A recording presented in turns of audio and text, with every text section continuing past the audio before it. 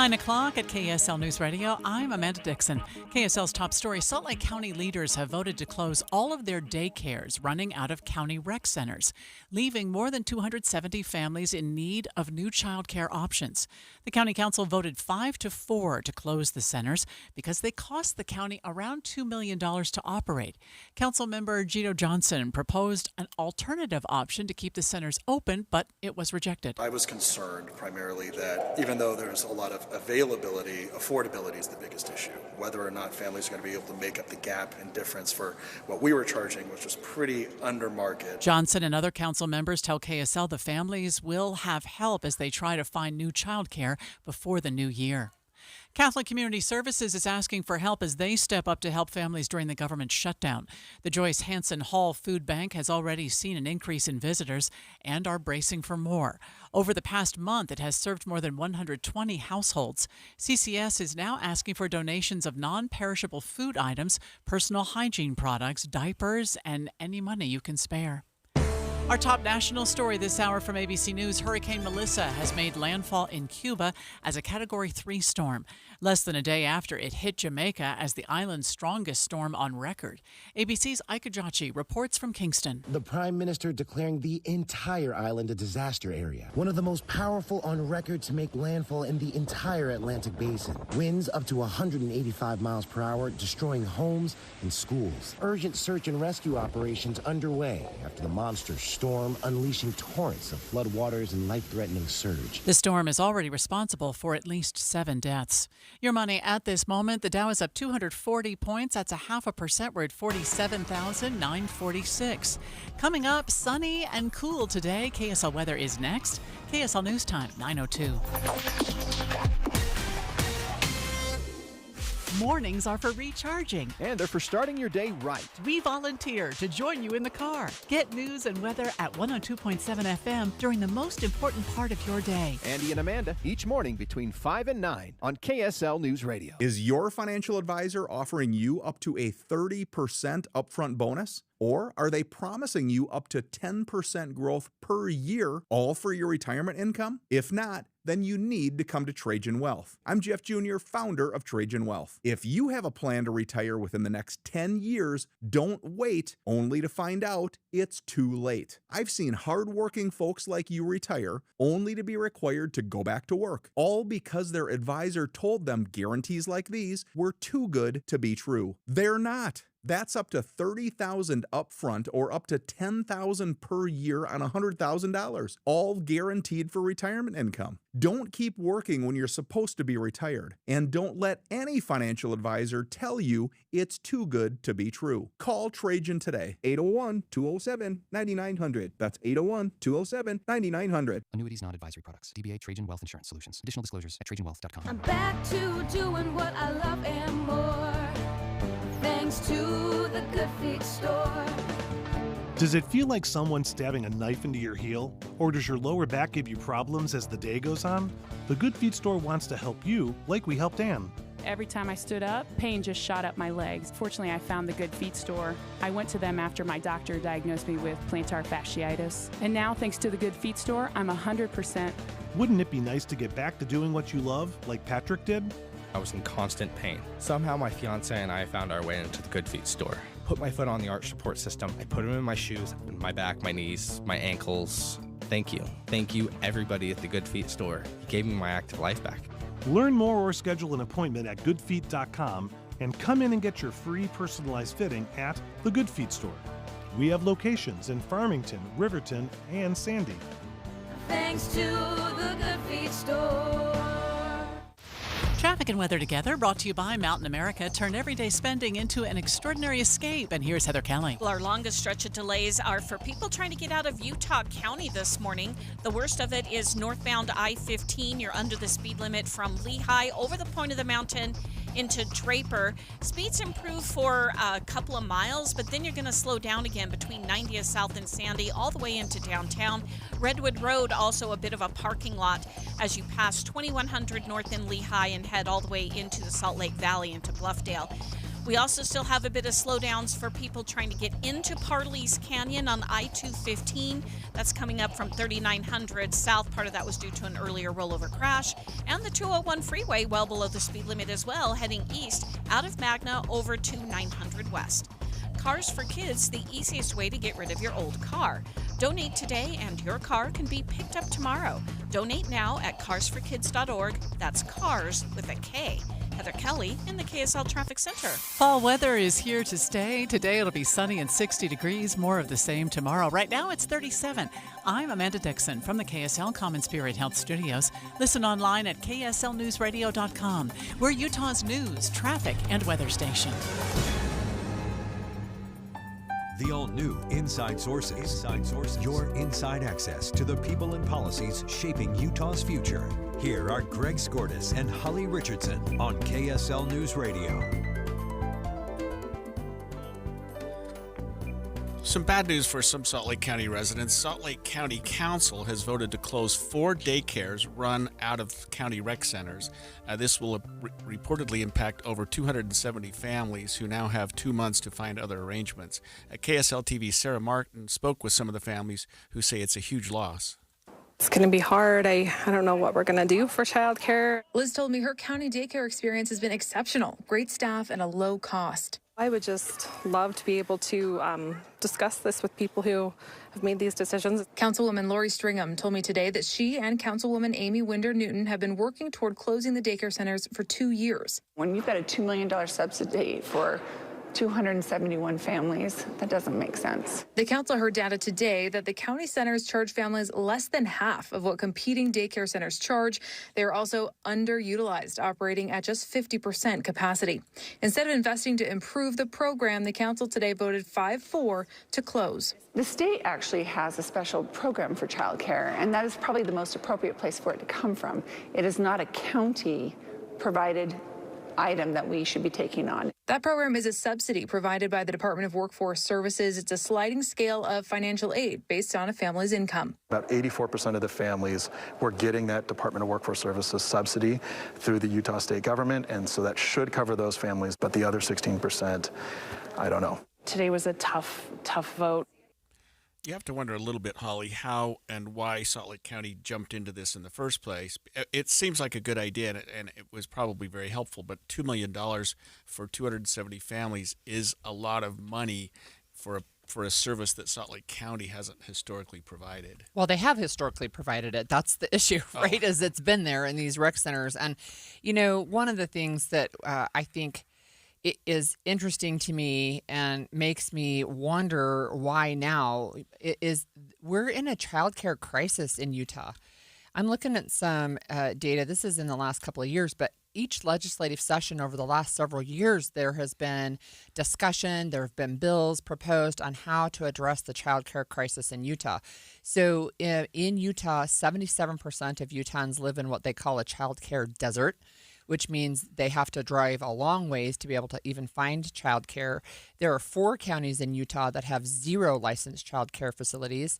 And the childcare facilities or the childcare programs that are licensed can only serve about 1/3 of the children with working parents. So the gap can be quite large, right? And so now we have families, yes, it's subsidized, but those families now, if you're saying they're going to have to pay double what they have been paying for after school programs, et cetera, that's a real pinch on families who are already, like, the economy is not exactly upbeat right now. No. And the timing of this couldn't be worse with the holidays, with government layoffs, with other things that are happening right now in our country and in our state. I mean, SNAP benefits are being cut off as early as potentially this weekend, which could also affect some families who have young children and are trying to make ends meet with the daycare costs and whatnot. I guess my point about Salt Lake County was I don't know why we had the program. It doesn't seem to service a lot of families. It seems fairly expensive at $2 million.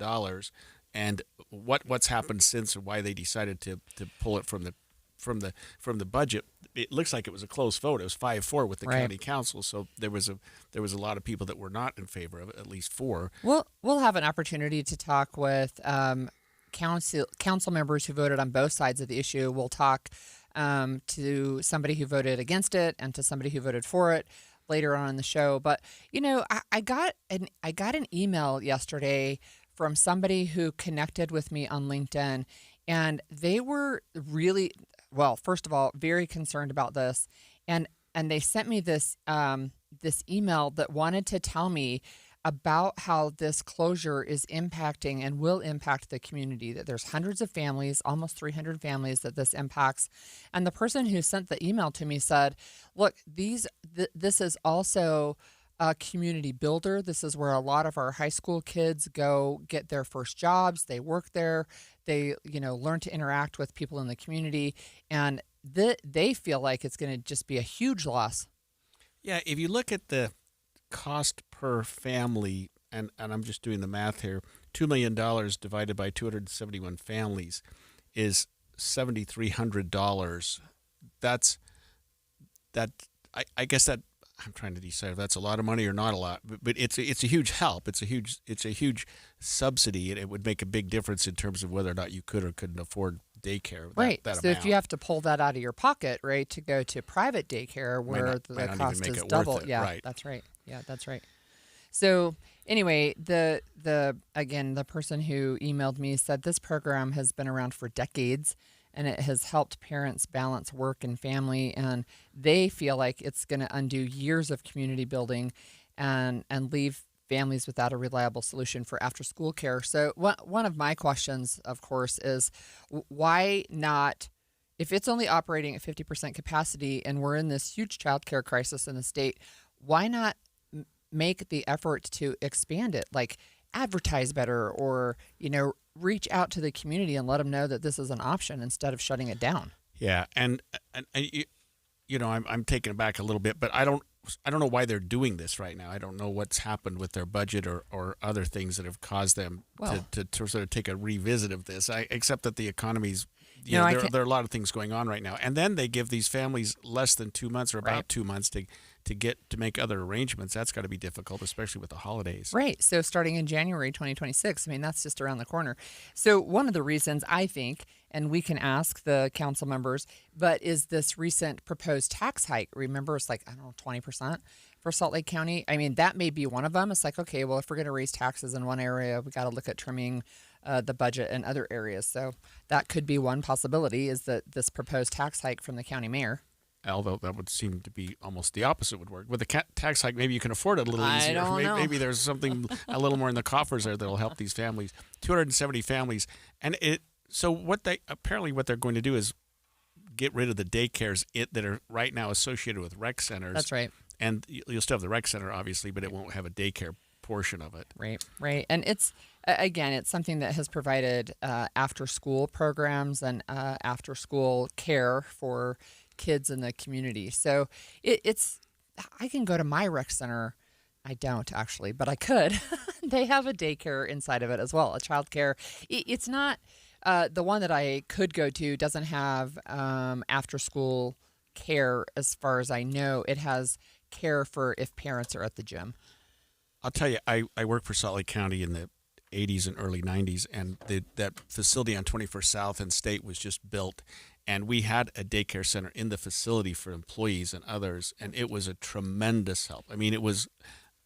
Also to have them close by where I was actually working at the time was amazing, but that was a huge benefit that the county put forward, and it was a cute little daycare. I don't even know if that's even operating anymore. Look, I'm going to tell you, we have a texter who said they started working in 1999. Salt Lake County Parks and Rec started doing a study about the time that they were working as a child care group leader. They laid off the newer employees nearly a year later, so she got I'm assuming a she, sorry, got a job nearby, and it was a community center. They closed the daycare. They changed the name to Recreation Center. And then they started seeing buses going back and forth to the rec center, having kids again, and doing field trips. And then now this person says we're back to the same spot 26 years later, saying, well, maybe we shouldn't really have a daycare. Right, yeah, big loss. Well, in our 10 o'clock hour, Salt Lake County Council member Amy Newton will join us to explain what's behind the decision to close these daycares. And next, a county council member who voted no to closing these 4 daycares calls the show. We'll continue with our coverage of this matter when we come back. You're listening to Leaf Filter Radio, and the guru of gutter protection himself, Chris Coonahan, is here to take your most pressing leaf-related questions. Hey, everybody, Chris here. I understand we have Ron on the line. Ron, where are you calling from? Uh-oh. Ron, are you calling from a ladder? Well, I was. I wanted to ask Chris what I need to do to get my gutters ready to have Leaf Filter installed. Oh, Ron, you don't have to do anything. A Leaf Filter Trusted Pro will come out and clean out your gutters, realign and seal your gutters, and install Leaf Filter, America's #1 gutter protection system. So I didn't need to get on this ladder? Ron, Leaf Filter Trusted Pros are in your neighborhood and ready to help. Just visit leaffilter.com/radio to schedule your free gutter inspection and get up to 30% off. Thank goodness. What was that site? To get this special radio offer, go to leaffilter.com/radio for your free gutter inspection today and get up to 30% off. That's leaffilter.com/radio for up to 30% off. leaffilter.com/radio. See representative for warranty details. Hey, this is Dan, the laptop man from PC Laptops.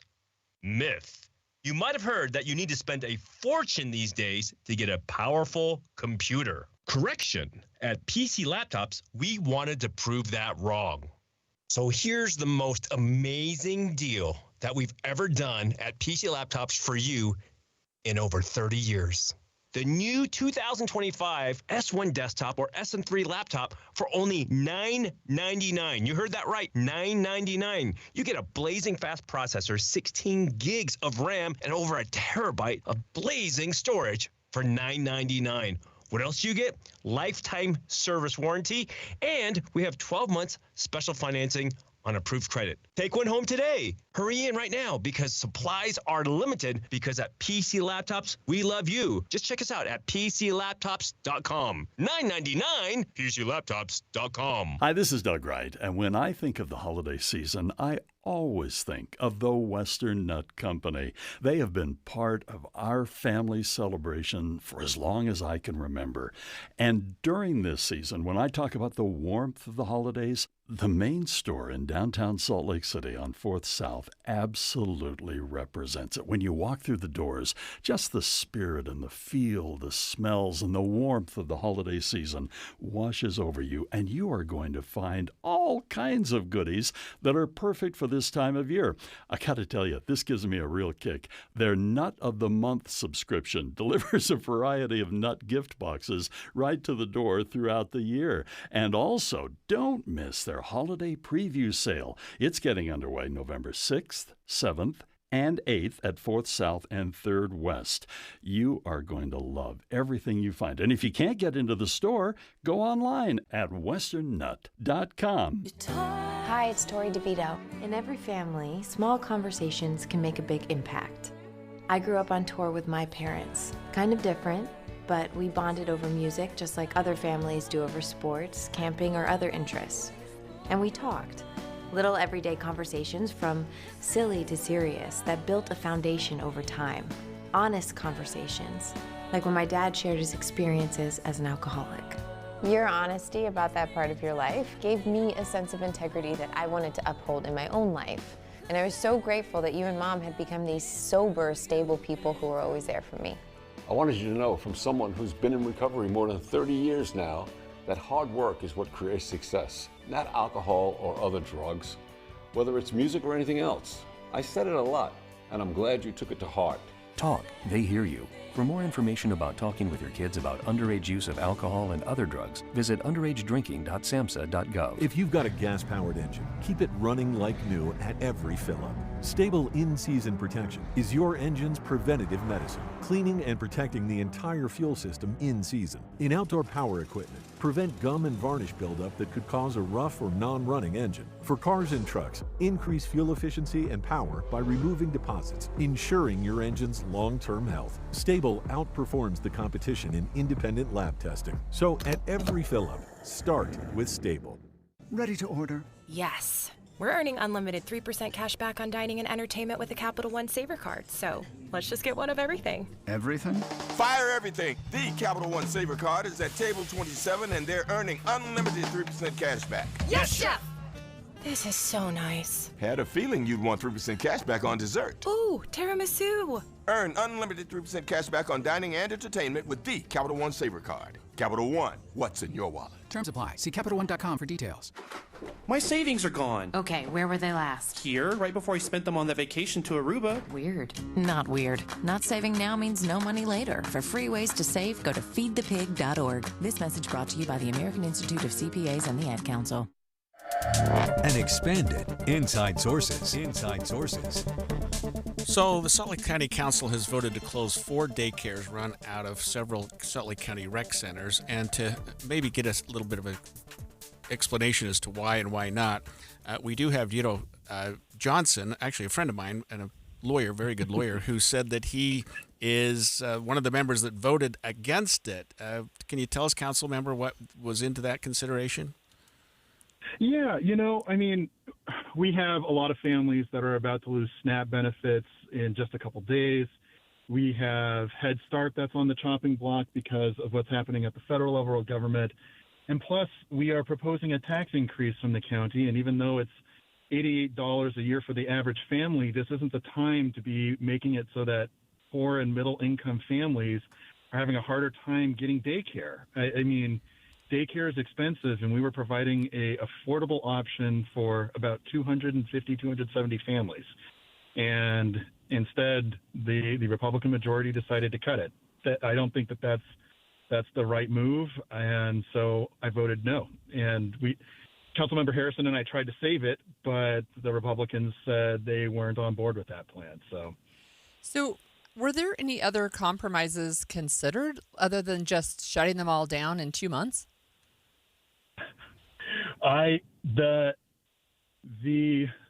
This is going to get a little wonky, so I'm sorry about that. Okay. But Suzanne and I proposed a substitution motion that would have given more time for all of this to be considered, while also giving nonprofit organizations an opportunity to come in and take over these programs to provide a budget affordable solution while not disrupting all of these families' daily lives.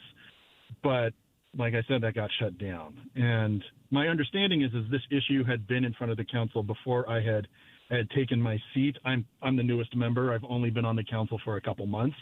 But I think at the beginning of the year, some other council members had been talking about this on the Republican side, and this was the time they decided to have the hammer fall.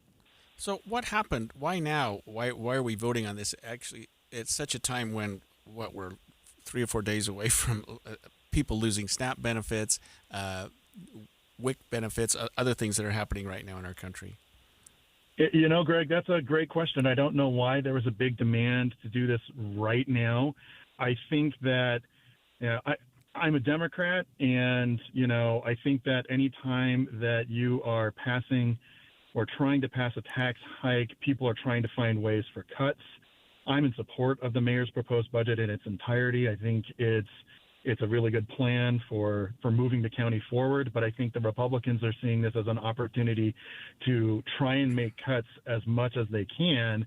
And this was a big ticket item. It was $1.9 million and some change, about $1.9 to $2 million that they can say that they were able to save in tax savings for their constituents. But there's a real cost in human lives to this. We're getting letters from people in Kearns. My district in the Northwest quadrant had one of these daycares. Those families were making an average of $60,000 a year.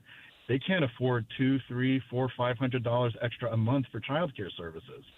So this is going to ruin some families, and I'm seeing that on the internet. I'm getting it in letters.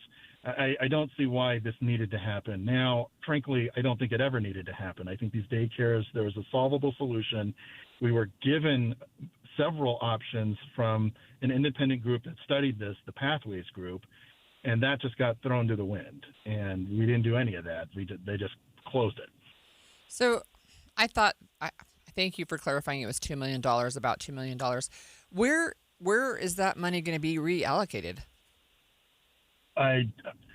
At the moment, it is just cut from the proposed budget. When we pass the final budget on December 9th with the Truth in Taxation hearing and everything else, what will occur is we will also vote on what the tax rate will actually be. And my assumption is that the Republicans will take all of the general fund savings from all the cuts that they are approving left and right, and then come up with a different rate from what the mayor proposed, which means less money to provide the vital services that our residents have come to know and love, like these daycares, for parks and recreation, to things like the Hanson Planetarium. I'm sorry, the Clark Planetarium. Sorry. I grew up here in Utah when it was the Hanson Planetarium. But nevertheless, all of those things while also dealing with public safety issues, like District Attorney Sim Gill's budget for new prosecutors that he's been asking for, like Sheriff Rosie Rivera's request for jail stabilization so that we can provide substance use treatment in the jail to help with our homelessness and drug addicted issues for our residents who are experiencing that. All of that down the line gets effective when we start making these kinds of cuts. We don't provide the foundations for that with taxpayer money, then things start to crumble. That's my concern, but all of that will play out December 9th. We just got a call into the newsroom that the county may bring back child care to these facilities just for county employees. Do you know anything about that? I haven't heard anything about that. I mean, it was a long day yesterday, and we got out really late, and I've just been going through all of the constituent concern emails that I've gotten about the daycare. I do believe that we should provide affordable child care options to county employees. I think that that's a remarkable thing that we can provide as a service to people who have dedicated their lives to serving the other residents of the county. But that shouldn't come at the expense of providing daycare to the rest of our residents as well. I'd like for us to reopen this issue and take up the options that the Pathway Group gave to us that would have allowed these daycares to stay open and reform them so that these low-cost solutions are available to our residents countywide. But I am not optimistic about that possibility. So let me ask you this question. I think that probably all of our listeners know that Utah is in a child care crisis right now, that the majority of people are facing either high child care costs or they're in child care deserts where they can't find adequate child care for their children. For me, it doesn't make a lot of sense. Is part of the argument both financial subsidy, but is it also maybe that's not the role of the county government? Holly, that's a great question. And, that is not an expressly stated power for Salt Lake County. And Council Member Winder Newton said that at the very beginning of this discussion. But frankly, I believe that county governance is about an expression of our community and how we take care of one another and how we encourage our residents to live in that community. And I have a 2-year-old son myself. I've gone through this, and I know just how hard it is to get childcare. And I'm blessed with a job that gives me an above-average income, so I can afford private daycare. But that's not most people's story. Most people don't have the money for that. And having government step in to provide affordable options is one way that we encourage people to have children earlier, to have more children. And in a state like Utah, where that's what we are encouraging people to do, you can't have a daycare desert and lack of availability and a lack of affordability and expect people to have 2, 3, 4 children. You can't expect people to have children in their early 20s.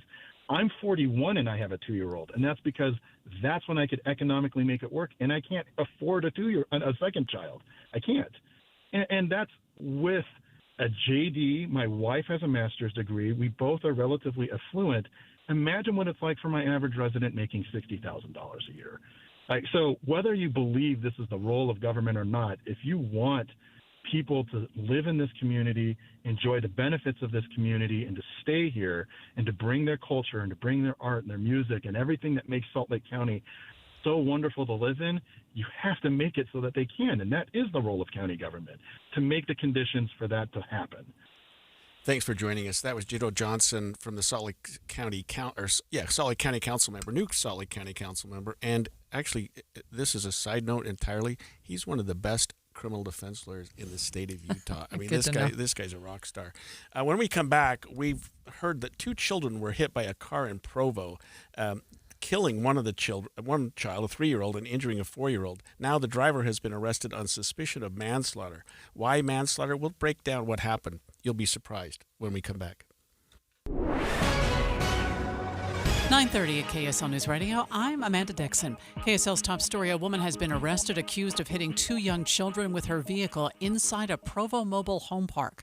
Police claim Nareda Miranda was driving with several bags of trash on the hood of her vehicle at the time of the crash, as she was planning to throw them in the dumpster on the way out of the park. A 3-year-old girl died while her 4-year-old sibling sustained a broken leg. Cindy Baxter, who lives at the park, spoke with KSL TV. The parents were unconsolable, obviously. It was a lot. I can't even imagine what they're going through. Miranda was booked into the Utah County Jail on suspicion of manslaughter. A majority of Utahns don't know what the state's slow down, move over laws mean. A new survey from AAA found most people have heard of it but aren't sure on the exact rules. The law requires drivers to slow down and move to a different lane if the one they are in is right next to stationary vehicles. That includes police pulling someone over, tow trucks hooking up cars, highway maintenance trucks, and even stranded cars.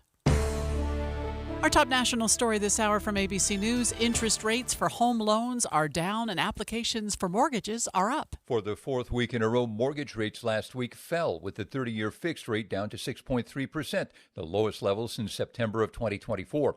A dark spot in the numbers comes in home loans under the U.S. Department of Agriculture.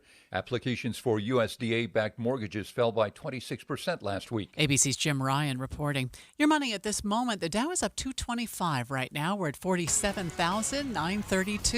We should get up to about 60 degrees today. We'll check KSL weather next. KSL News Time, 9:32. A reminder about the simplest way to get updated for your day. Hit your KSL preset when you jump in the car, and we'll take care of the rest. Hear key news updates and traffic reports. Andy and Amanda from 5 to 9 in your car. KSL News Radio at 102.7 FM. There's no place like home, but home ownership is slipping away in Utah, and young Utahns are being priced out of their own communities. The U.S. economy is built on the idea that 30% of your income should go towards housing. But in Utah, families are spending nearly 66% just to keep a roof overhead. On top of that, the average homeowner in Utah has nearly $400,000 in net worth. For renters, it's barely $10,000. And with Utah already on track to be short more than 153,000 homes by 2030, that gap is only growing.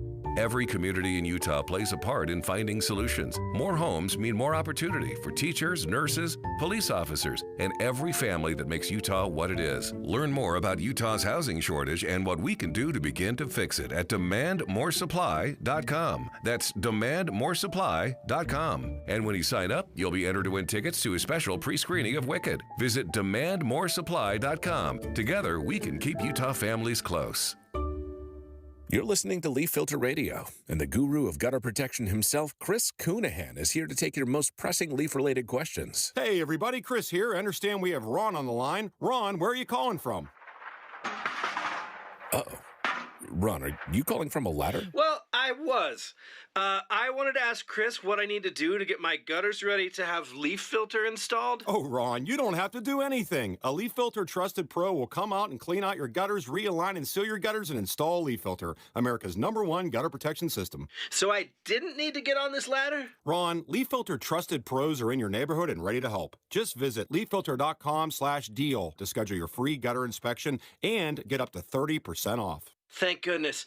What was that site? To get this special radio offer, go to leaffilter.com/deal for your free gutter inspection today and get up to 30% off. That's leaffilter.com/deal for up to 30% off. leaffilter.com/deal. See representative for warranty details. Traffic and weather together, brought to you by Mountain America. Turn everyday spending into an extraordinary escape. And here's Heather Kelly. We still have some unusual delays northbound I-15 as you come up from 7200 South in Midvale to just before 53rd South in Murray. Now, I haven't heard of a crash in the area. I don't see any lane restrictions, but something is just keeping traffic at a crawl for a couple of miles through that stretch. Now, once you get past it, speeds improve until you get closer to downtown Salt Lake City. Then you'll slow down again between 2100 South and the 6 South exit into downtown. Otherwise, everybody else finally is back to freeway speeds coming out of Weber and Davis County and Tooele County. Use Superior Water and Air for all your HVAC and water treatment needs. Call 974-9090 or visit superiorwaterandair.com. Superior Water and Air, we got this. Heather Kelly in the KSL Traffic Center. A beautiful fall day in store. Sunshine with a high of 60. More of the same tomorrow. It warms up to the upper 60s by the start of next week. Right now, it's sunny and 37 degrees. I'm Amanda Dixon from the KSL Common Spirit Health Studios. Listen online at kslnewsradio.com. We're Utah's news, traffic, and weather station. The all-new Inside Sources. Inside Sources. Your inside access to the people and policies shaping Utah's future. Here are Greg Skordas and Holly Richardson on KSL News Radio. This is a story, Holly, that is just absolutely heartbreaking on every level you can imagine. But yesterday afternoon in Provo, about 1 o'clock p.m., a woman was taking her trash out to the curb, and she decided to put it on the hood of her car. So she puts 3 or 4 trash bags, and they're small trash bags, on the hood of her car. It's a big car. It's like a Yukon or a Sport Ute, and she's a fairly slight woman, driving the car toward the curb or wherever she keeps the trash at this particular complex where she lives, and apparently couldn't see the road very well. A man is fixing his bicycle, and he's got his 2 young kids with him, ages 3 and 4. That kills me. She killed one of the children. I mean, she hit them both. A little 3-year-old girl is killed. I mean, it's tragic just even to hear about what happened with that child. It's just awful. Her brother has a broken leg, and he's hurt. I think he was her brother. He was a male child. And the woman apparently didn't even see the child to the point where the child kind of came up under the car. I mean, it was just, the facts are just awful. And another thing that's a little bit disturbing about this case is, if you think about driving down the road, you think you're on the right side of the road. The guy that was fixing his bike was actually on the left side of the road, and she hit the child with the left front fender of her car, so she had drifted quite a bit, apparently. And anyway, the reason that what we're talking about this, notwithstanding that it's just newsworthy, just by the horrific part of it, is that she's now booked in the Utah County Jail, Holly, on suspicion of manslaughter. I mean, it's charged as a homicide. So tell us about that. Yeah, so manslaughter is not murder. And what we do in Utah, and every state does the same thing, is you sort of look at the mindset of the person when they commit the crime. And so if you think homicide means you causing the death of another person, and if you do it intentionally, like it's your goal, we call that murder. Okay. If it's a pure accident, it's not a crime because you have to have intent. For example, if you're driving your car, you're paying attention, you're following the speed limit, and a child runs out in front of you and you couldn't stop under any circumstance, even though you caused the death, it's not a crime. So then you have these sort of interim conduct, and manslaughter is one of those, like a drunk driver who runs a red light. That would be a vehicular manslaughter.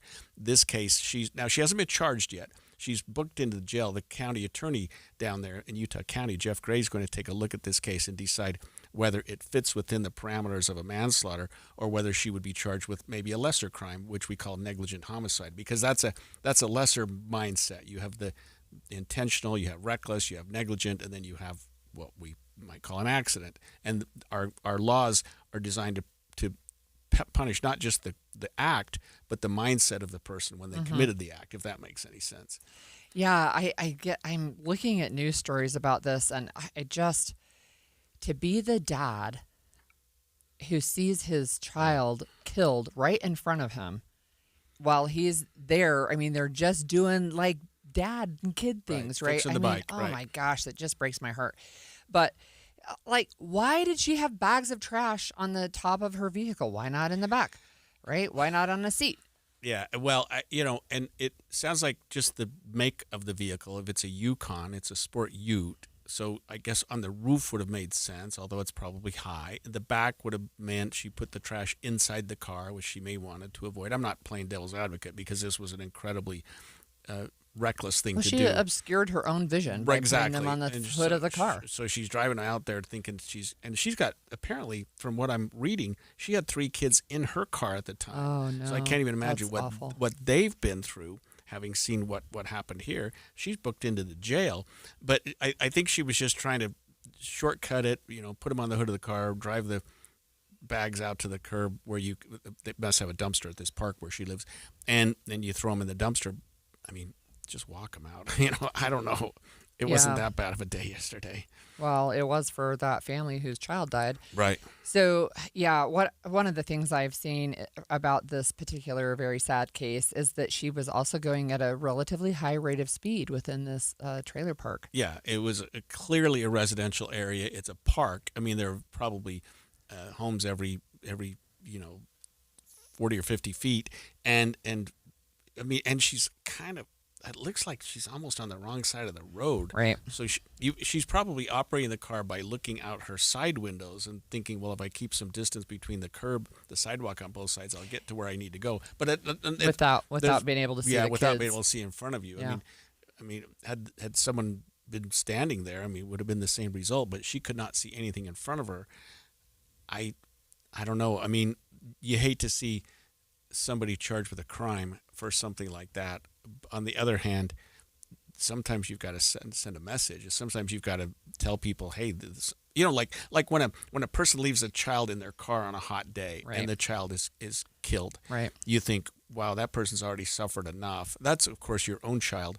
This is someone else's child. And we had a case in Utah County not long ago where a woman went inside the convenience store and she had a loaded firearm in the car, and she had a son that grabbed it and played with it. And, I think was 8 years old, maybe. Yeah, and killed himself. And that was charged as a crime as well down in Utah County. So I don't know what they'll do with this one. And there's no rush to make that decision. But I got to assume that they're going to charge something criminal with this. So they have 72 hours, not counting weekends, right? Yeah, well, they've charge got, her? yeah, I mean they've got 4 years of statute of limitations never runs, but okay. The 72 hours is a great question because they've got to do that or she'll be released from jail. Okay. So when you're holding somebody in jail, you've got to put up or shut up because they have a right to speedy disposition. But in terms of the statute of limitations, you can kind of do it any time, within. Actually, homicide charges sometimes don't even have a statute of limitations. Anyway, that's neither here nor there. My guess is that they will file something shortly because if you read the probable cause statement, so when the police took her to jail, a police officer filled out a statement of his or her version of what happened. It's pretty descriptive. I mean, whoever wrote it wrote quite a bit of information that's been helpful, and it's kind of what I've been relying on here in talking about the facts of the case. So it looks like they do have a pretty good case for her, criminal conduct. Yeah, for her bad decision. Recklessness is so if you turn around and your kid's making noise and you run a stop sign and you hurt somebody, that would probably be more in the negligence, carelessness. Recklessness means it's even further. The conduct is even more egregious, like blocking your own windshield, driving through a neighborhood with no vision. You can imagine somebody who's drunk and driving and hurts somebody. That's going to be almost recklessness all by itself. But, if you just happen to be speeding or, let me ask you this question. So I know this happens in the winter. People who scrape their windshield and you can barely see out of it, would that fall into the category of reckless? Yes, yes. I mean, if you're in a residential area and you can't see, and you're doing something like that, that could very well. I mean, you look at cases on a case-by-case basis. Sure. But if you're in a residential area, especially an area, let's say you're in a school zone, driving through something with you, and you got a 4-inch square in your window. You can see straight ahead, but you can't see outside. You're probably going to be in trouble if you hit something. Yeah. You should probably do a little more than just scrape enough to get you on your way. Well, that's a good reminder. Yeah, seriously. We do hold people responsible for their conduct. We do expect people to act reasonably, and when something like this happens and someone's killed, especially a 3-year-old girl, I can't even imagine what that family's going through. There are usually And I would expect most of the time there's going to be some level of consequence for that. Now, she's suffering her own consequences, sitting in the jail knowing that she killed someone. That's got to be punishment all by itself. But there may also be a criminal hook to this at the end of the day. Let me ask you really quickly, will she, assuming she is charged officially, will she remain in jail, or is this something where she might be released? That's a good question that probably doesn't have an answer. Assuming she doesn't have a prior criminal history, it's not the most serious crime ever. I mean, it is if you're the victim's family. It's a second-degree felony. There's not a mandatory jail or a necessarily high bail. It would depend on the judge and the circumstances. The state may say, well, we think she should do some time, so let's keep her in custody while we sort it out. Okay. All right. Well, this headline in the New York Times caught our attention today. Quote, in Utah, Trump's vision for homelessness begins to take shape.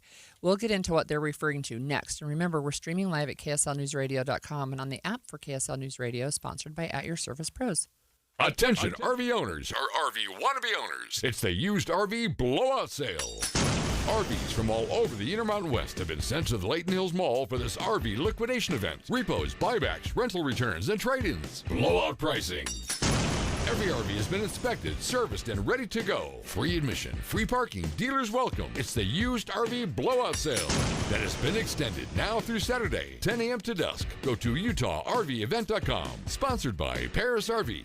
Paris RV is your locally owned, family-run RV dealership. We strive hard to find the very best RVs for the price. With 4 locations, over 1,000 RVs in stock, 42 service bays, and 4 super parts stores. We're sure to help take your family on the best RV vacation. Check out our perfect family bunkhouse trailer, the 26BH. That sleeps 9 for $19,995 or $227 a month. Zero down. Life is short. Enjoy it. North Murray, South Murray, Payson, and Pocatello. ParisRV.com.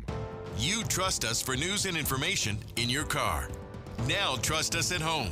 KSL News Radio has you covered, keeping you informed on the latest breaking news, weather, traffic, sports, and more. Listen on your Amazon Echo or Google Home device. Just say, Alexa, open KSL News Radio. Or listen on the KSL News Radio Listen app. Text the word app to 57500. KSL News Radio. We have you covered. At Bank of America, we asked our people, how do you take ownership of your career? I'm able to grow my way by putting the priorities that I have for my career first. I thrive on being a leader who's behind the team, not in front of the team. Every few years, I'm being re-energized because I get to do something different and learn something new.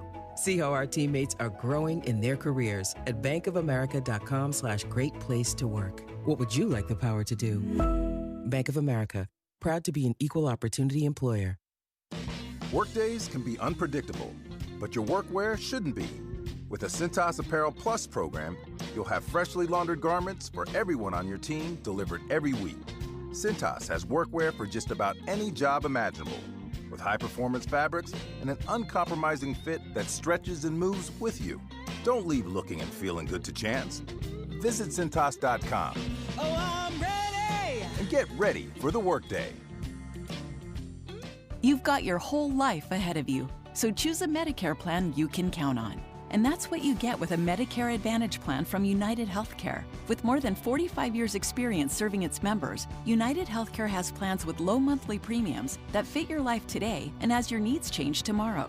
The Medicare annual enrollment period ends December 7th, so go to uhc.com/Medicare today.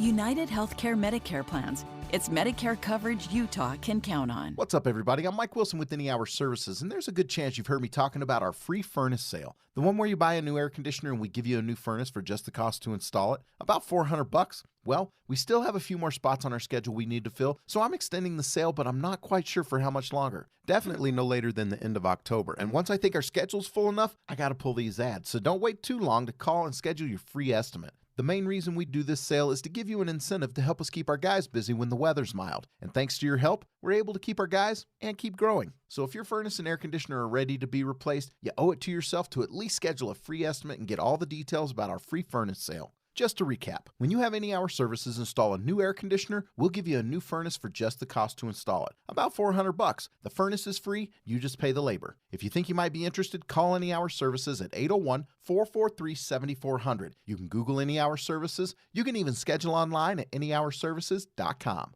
No one helps more homeowners than Any Hour Services. Every 2 minutes, an American is sexually assaulted. The majority of victims know their attacker. It could be your friend, your neighbor, or someone you met at a party.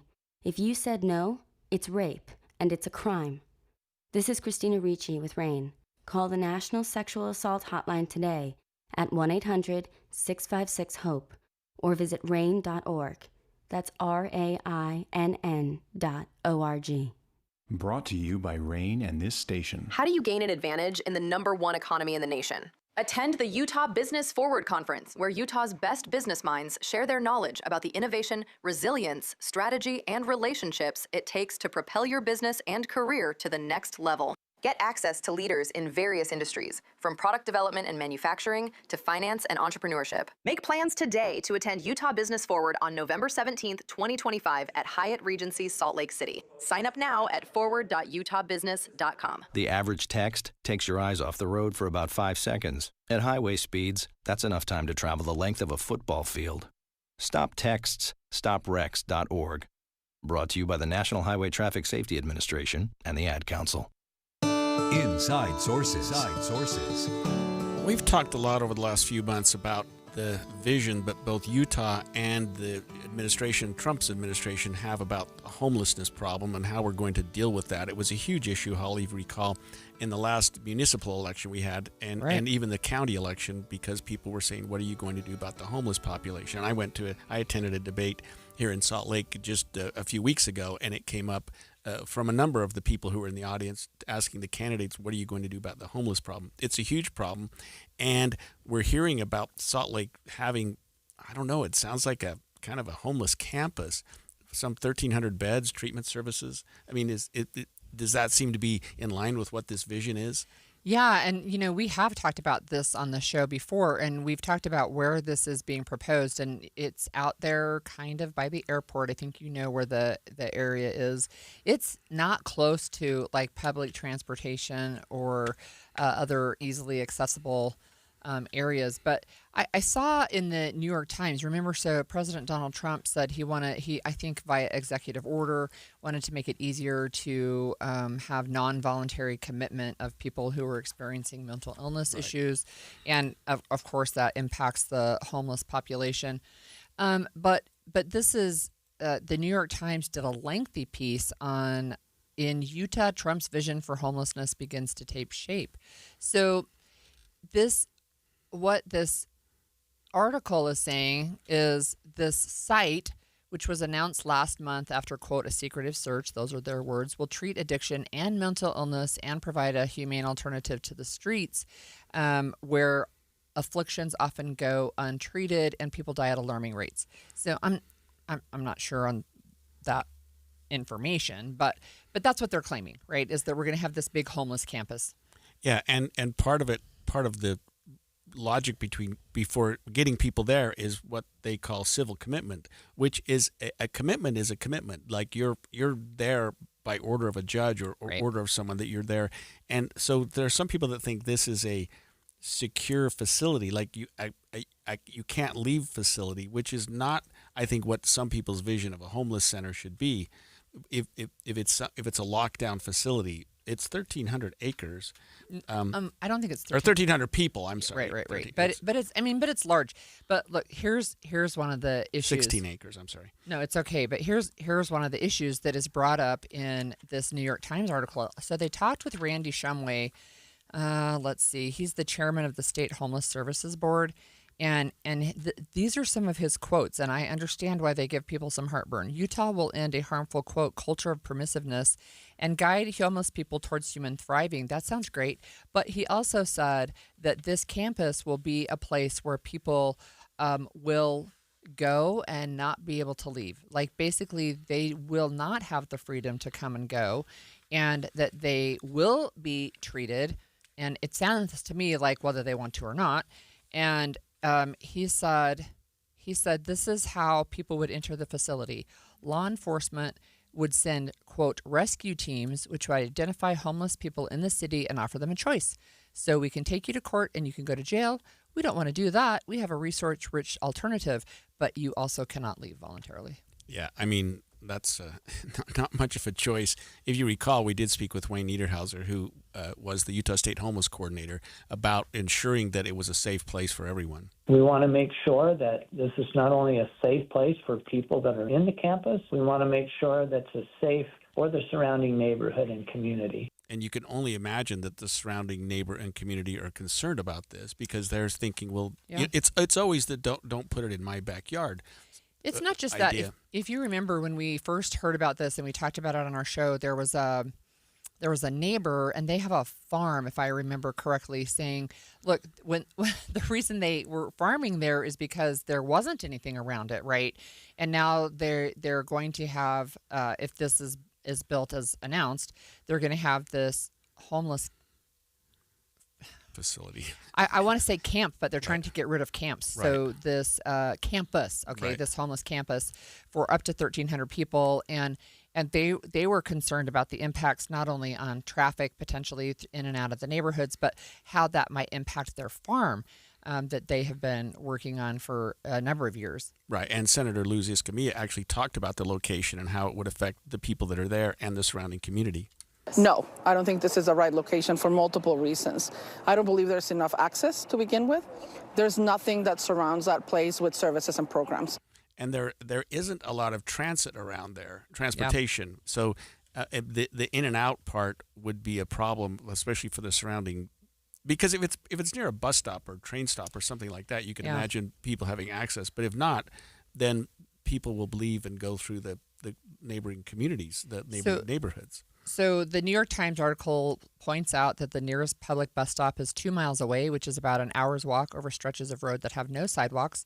And when we asked, I can't remember if it was Niederhauser that we asked or someone else, but one of the people that we talked to when we were first talking about this issue said they would provide shuttles so that people could come and go and they could get to medical appointments. But they were also trying to provide a one-stop shop on site so that they could have therapy, that they could have addiction treatment, those types of things. But State Senator Jen Plum, who is a Democrat and she's also an ER physician, she says, and these are her words in the New York Times article, quote, "What makes you think anybody's going to stay there?"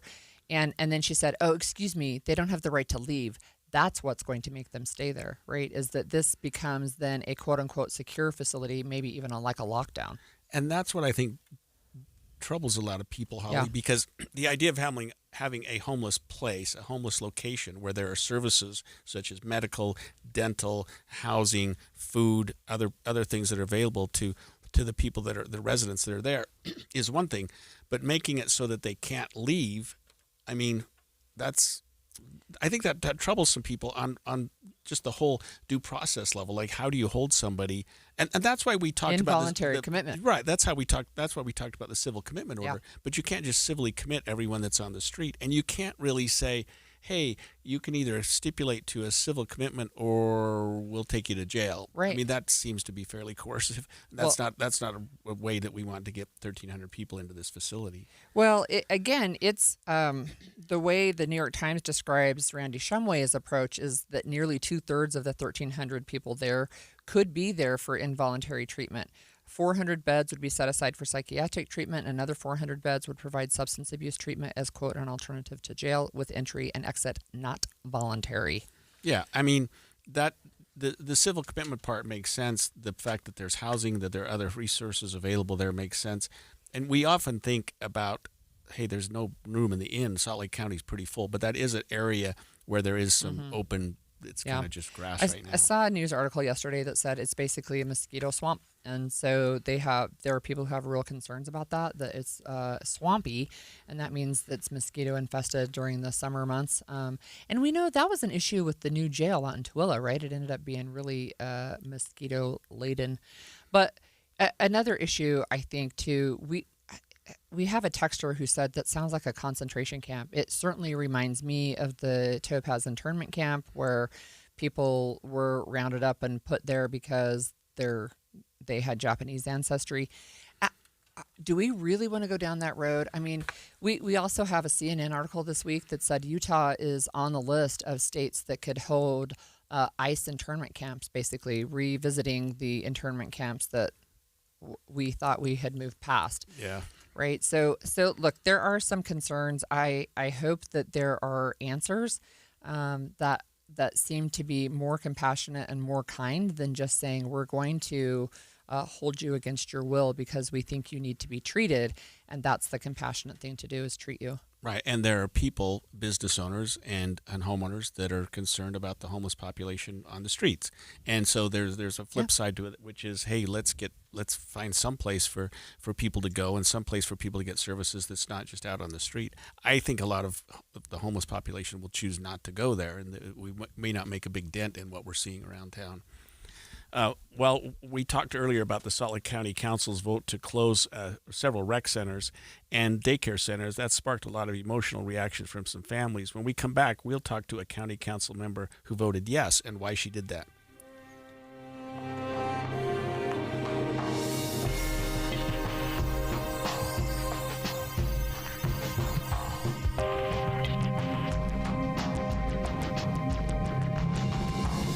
KSL FM Midvale. KSL Salt Lake City. From the KSL Common Spirit Health Studios, this is KSL News Radio.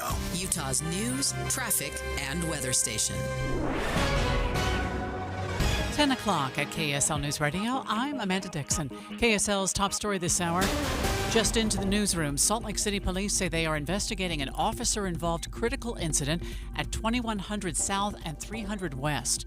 They have not given us any more details beyond that. We do have a reporter on the way to the scene to gather more information, and we will pass it along as soon as we get it. UDOT has a new transportation plan, but it's not for highways or bridges. KSL News Radio's McKenna Rodriguez has more. Governor Cox announced a new plan called the Utah Trail Network that will connect over 200 Utah towns and cities around the state with paved trails. The goal of this master plan is to create comfortable and reliable paved trail options for people to bike, walk, or scooter around on. So instead of a car being people's first option for traveling around their community, now they will have another reliable transportation option. Upon the project's completion, 95% of all Utah residents will live within 1 mile of the trail network. UDOT is expected to officially begin the project in the spring. Our top national story this hour from ABC News. Today, the Federal Reserve is expected to decide whether or not to cut interest rates again by another 1/4 percentage point. The path forward from here for the Fed isn't so clear. It's lowering rates now because it wants to stimulate hiring in the slowing job market, but inflation still above the Fed's target. It might be reluctant to keep cutting in the months ahead. ABC's Elizabeth Schulze reporting. Your money at this moment, the Dow is up 209. Right now, we're at 47,919. Coming up, plenty of sunshine today. KSL weather is next. KSL News Time, 10:02. The sources. Listen to Utah's Morning News. We want you to feel the stories are important to you and trustworthy. This is Amanda Dixon. And I'm Andy Farnsworth. Join us weekday mornings on KSL News Radio. If you're one of the millions of Americans behind on your taxes, if you're afraid to open your mail because IRS collection letters could be coming, listen carefully. The IRS is cracking down, taking paychecks, freezing bank accounts, revoking passports. That's a fact. But here's what most people don't know. There are official tax relief programs designed to help struggling taxpayers. Programs that could save you thousands if you qualify. No one knows these programs better than the experts at Optima Tax Relief. Optima's award-winning team will fight to protect your paycheck, your passport, and your property. Their tax attorneys and licensed tax professionals will work tirelessly to get you the best deal possible with the IRS. Every day, penalties and interest keep piling up, so don't wait. Call Optima now for a free consultation. Call 800-783-8055. That's 800-783-8055. 800-783-8055. Optima Tax Relief. Some restrictions apply. For complete details, please visit OptimaTaxRelief.com. If you're ready to buy a home or sell a home and you're worried about the current real estate market because of what you've heard from some of your friends or family, well, we're here to tell you that you really shouldn't be worried because now is a great time to buy and sell with our friends at the Stern Team, powered by Almada Real Estate. And here's why. Buyers have more options due to increased inventory, which gives them the power to negotiate for repairs, interest rate buy-downs, and closing cost assistance. While at the same time, sellers are still getting top dollar for their homes, with home values that are higher today than ever before. So whether you're looking to buy or sell, the current real estate market presents a win-win opportunity for both buyers and sellers. But you still do want to make sure that you're working with a team of real estate experts you can trust that can get you some great results. And that's our friends at the Stern Team, powered by Almada Real Estate. They have helped thousands of Salt Lake City homeowners, and they're ready to help you. To get started, just go to thesternteam.com. That's thesternteam.com, or Google The Stern Team. Ready to order? Yes. We're earning unlimited 3% cash back on dining and entertainment with a Capital One Saver card. So let's just get one of everything. Everything? Fire everything. The Capital One Saver card is at table 27, and they're earning unlimited 3% cash back. Yes, Chef! This is so nice. Had a feeling you'd want 3% cash back on dessert. Ooh, tiramisu. Earn unlimited 3% cash back on dining and entertainment with the Capital One Saver card. Capital One, what's in your wallet? Terms apply. See CapitalOne.com for details. Rain-X wipers are the #1 wiper blades in America. That means all kinds of drivers choose Rain-X. Big drivers in small cars choose Rain-X. Small drivers in big cars choose Rain-X. Drivers with long hair and short commutes choose Rain-X. Drivers with short hair and long commutes choose Rain-X. Drivers with pets on board, babies on board, and bored babies on board choose Rain-X. Basically, drivers who love a clear view of the road all choose Rain-X wipers, the #1 wiper blades in America. Traffic and weather together, brought to you by Mountain America. Turn everyday spending into an extraordinary escape. And here's Heather Kelly. Well, we do have some lane restrictions happening right in the middle of the intersection of 2100 South, 300 West in Salt Lake City. So right now, all northbound lanes going through the intersection on 3rd West are blocked. You can only make a left-hand turn, and that'll take you west toward I-15's freeway. If you're on 2100 South heading west, 2 of the right lanes are blocked, and you cannot turn left going east away from I-15 on 21st South. You cannot turn left to go north onto 300 West. So all the directions have some issue going on there. You may want to avoid that intersection or just be prepared for extra delays. There's also a crash on the west side belt, I-215 northbound, just before the 201 freeway interchange. That's over on the right shoulder. Heather Kelly in the KSL Traffic Center. We should see a high of 60 degrees today, a lot of sunshine, more of the same tomorrow, up to 61 for Halloween. That'll feel nice. Overnight lows in the 40s. Right now it's 43 degrees. I'm Amanda Dixon from the KSL Common Spirit Health Studios. Listen online at kslnewsradio.com. We're Utah's news, traffic, and weather station. The all-new Inside Sources. Your inside access to the people and policies shaping Utah's future. Here are Greg Skordas and Holly Richardson on KSL News Radio. Well, the Salt Lake County Council's vote to close rec center daycares has stoked a lot of emotional reactions from families. When we spoke earlier, we spoke with Salt Lake County Councilmember Johnson, who voted against this move. We have a lot of families that are about to lose SNAP benefits in just a couple days. We have Head Start that's on the chopping block because of what's happening at the federal level of government. And plus, we are proposing a tax increase from the county. And even though it's $88 a year for the average family, this isn't the time to be making it so that poor and middle income families are having a harder time getting daycare. I mean, daycare is expensive, and we were providing a affordable option for about 270 families. And instead, the Republican majority decided to cut it. I don't think that's the right move, and so I voted no. And Councilmember Harrison and I tried to save it, but the Republicans said they weren't on board with that plan. So it was a close vote. It was 5-4, and we have on the line with us Council Member Amy Winder Newton, who is on the Republican side and did vote for it. Hi, welcome, Council Member. How are you? Good to be on your show today. Thank you. We wonder if you can break down for our listeners some of the reasoning behind ending this program, and also why the timing, why right now? Yeah, well, I mean, first of all, it's so hard to make some of these decisions. We are in our budget process right now. It goes from about middle of October to the beginning of December, so that's why the timing is now. The mayor proposed a 20% tax increase, and as we've been looking at reining in, like, what really is our role as a county? We have a regional role to play.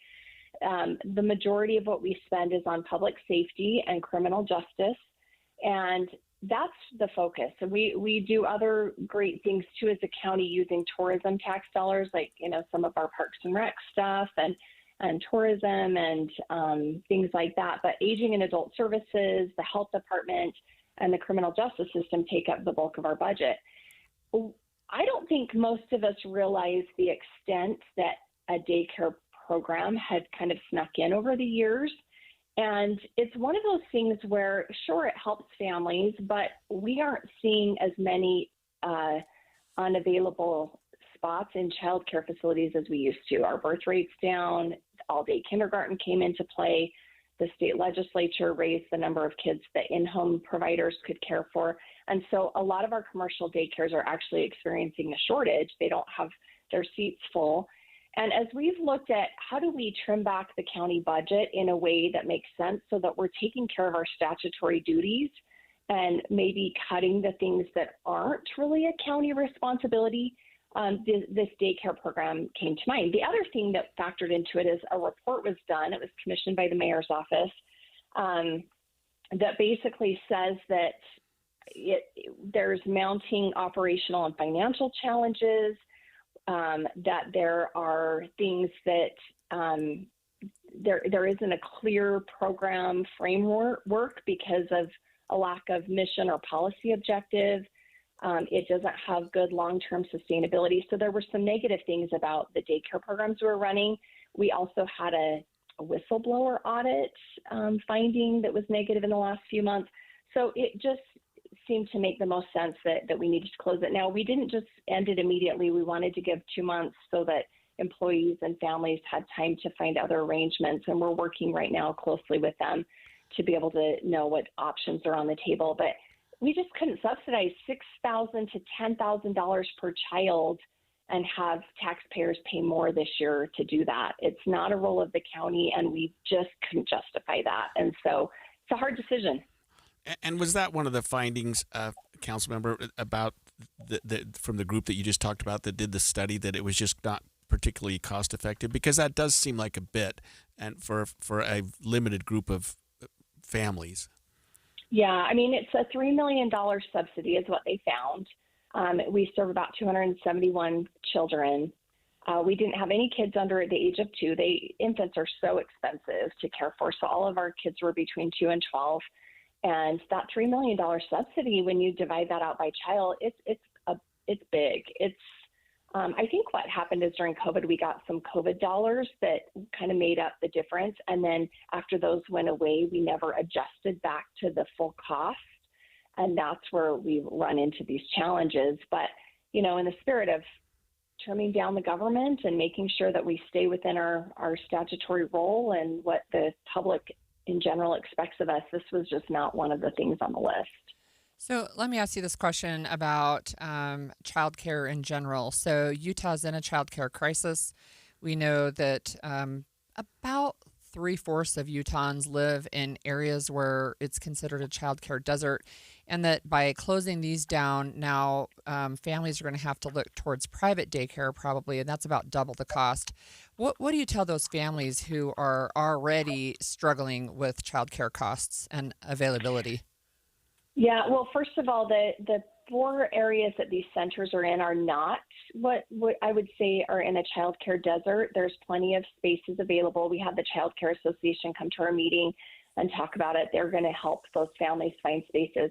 But you're right, sometimes the costs are going to be higher. I mean, we were subsidizing this in a major way. And I'll mention, too, we weren't even doing it based on income. So these could have been wealthy families taking advantage of a really low child care rate. We weren't even saying, are these low-income families? So I want to make that clear. What happens, though, if you're a low or middle-income family and you need some child care subsidy, the state actually has a very generous child care subsidy. And even if you make, up to $100,000, depending on your family size, you could qualify. And so that's one thing that we're going to be connecting families who would qualify for the subsidy. The state subsidy actually pays more for commercial childcare than it does exempt or government-run childcare. So for some of these families, it may not be a huge difference, but certainly that's something that we're concerned about. We know that's an impact on families, which is why we want to give them, a couple of months to be able to transition. Amy, we did get a call since the show started today that the county might bring back childcare to some of these facilities just for county employees. Do you know anything about that?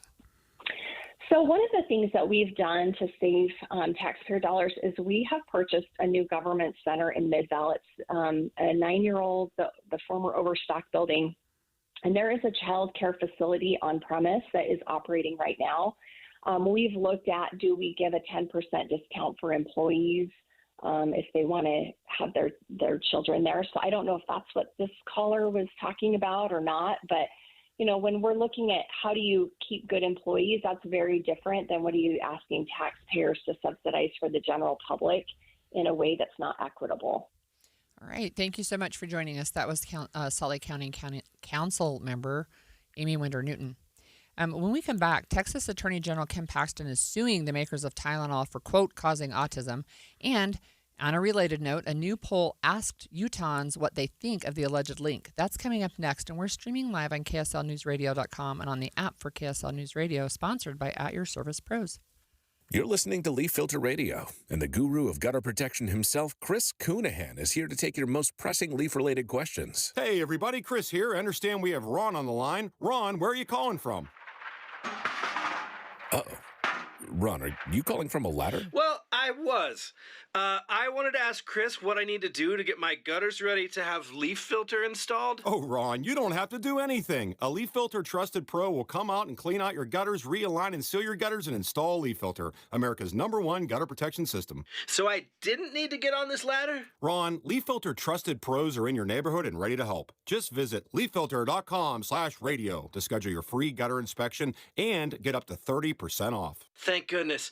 What was that site? To get this special radio offer, go to leaffilter.com/radio for your free gutter inspection today and get up to 30% off. That's leaffilter.com/radio for up to 30% off. leaffilter.com/radio. See representative for warranty details. If you are facing divorce, call Cordell and Cordell today. There's a lot on the line in divorce. This is Joe Cordell of Cordell & Cordell, the largest family law firm in the country, with over 35 years of helping clients navigate divorce. Divorce touches all areas of your life: your home, savings, retirement, and of course, kids. So when you find yourself facing divorce, you need a partner you can count on. If you are facing divorce, contact Cordell and Cordell today at 1-855-GET-LEGAL. That's 1-855-GET-LEGAL. CordellCordell.com. You've got your whole life ahead of you, so choose a Medicare plan you can count on.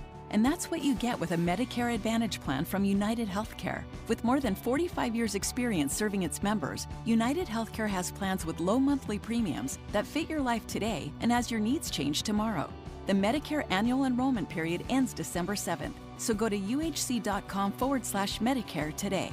United Healthcare Medicare plans. It's Medicare coverage Utah can count on. $5,000. That's the average amount of money people in the U.S. are now spending on gas in a year. $5,000. That's crazy. If you drive, you have to download Upside, the free app that gives you cash back every time you get gas. That's right. You can earn real cash back with Upside just by buying the gas you're already buying. You can literally start earning cash back today. I use Upside every time I fill up, and I've already made around $300. You're putting gas in your car anyway. Why not get real cash back? If you like free money, download Upside. I'm saving the cash I earn from using Upside to help pay for a vacation later this year. Download the free Upside app now to earn cash back every time you buy gas. Use promo code BOOST25 to get an extra 25 cents per gallon on your first tank. You can cash out anytime right to your bank, PayPal, or a gift card for Amazon and other brands. Just download the free Upside app and use promo code BOOST25 for a 25 cents per gallon bonus on your first tank. That's code BOOST25 for a 25 cents per gallon bonus.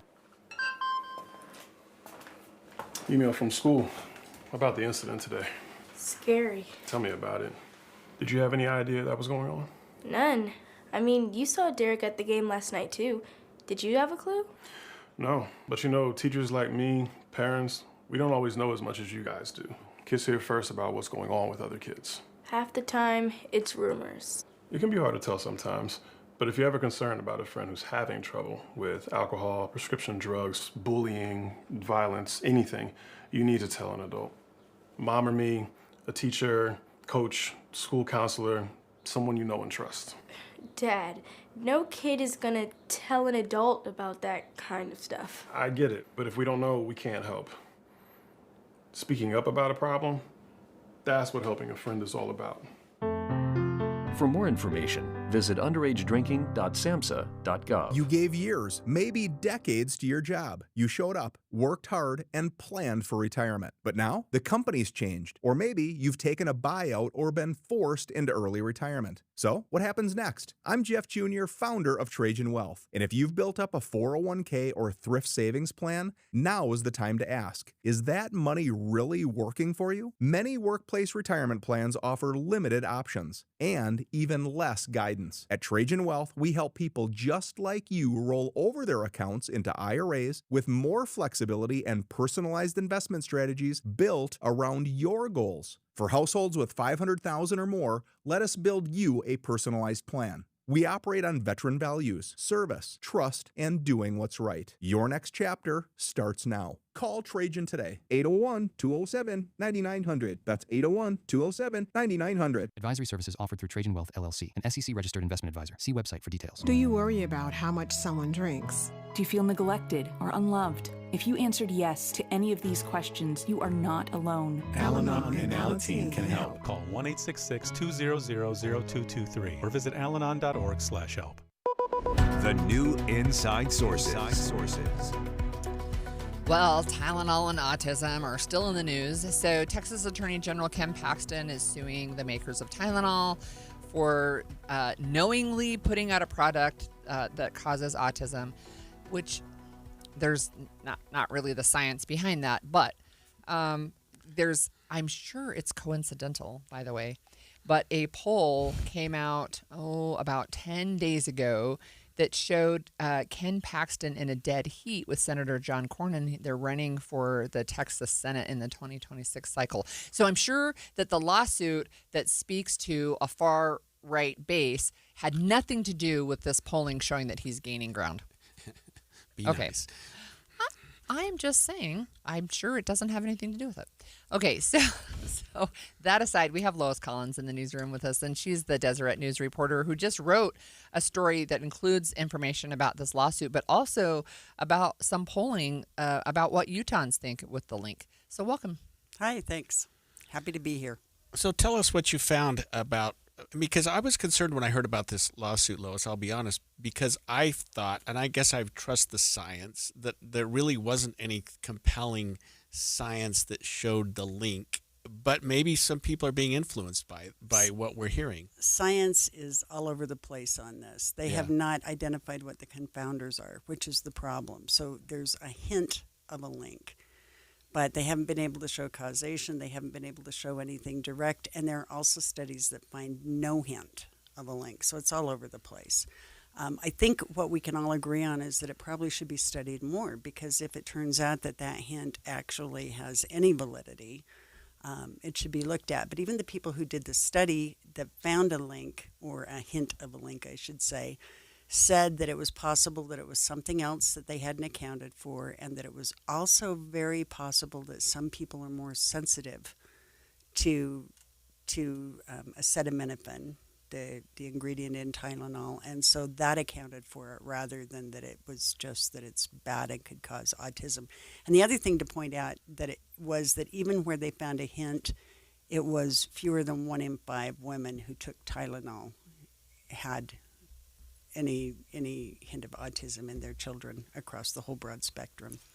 So I remember a conversation with you previously that there is a pretty strong genetic link, I understand, with autism. Yes, and the belief is that it's kind of a complex mix of a whole bunch of things. From the genetic side is probably the strongest side, so people tend to believe, medical experts have tended to say there's not a lot you can do about it.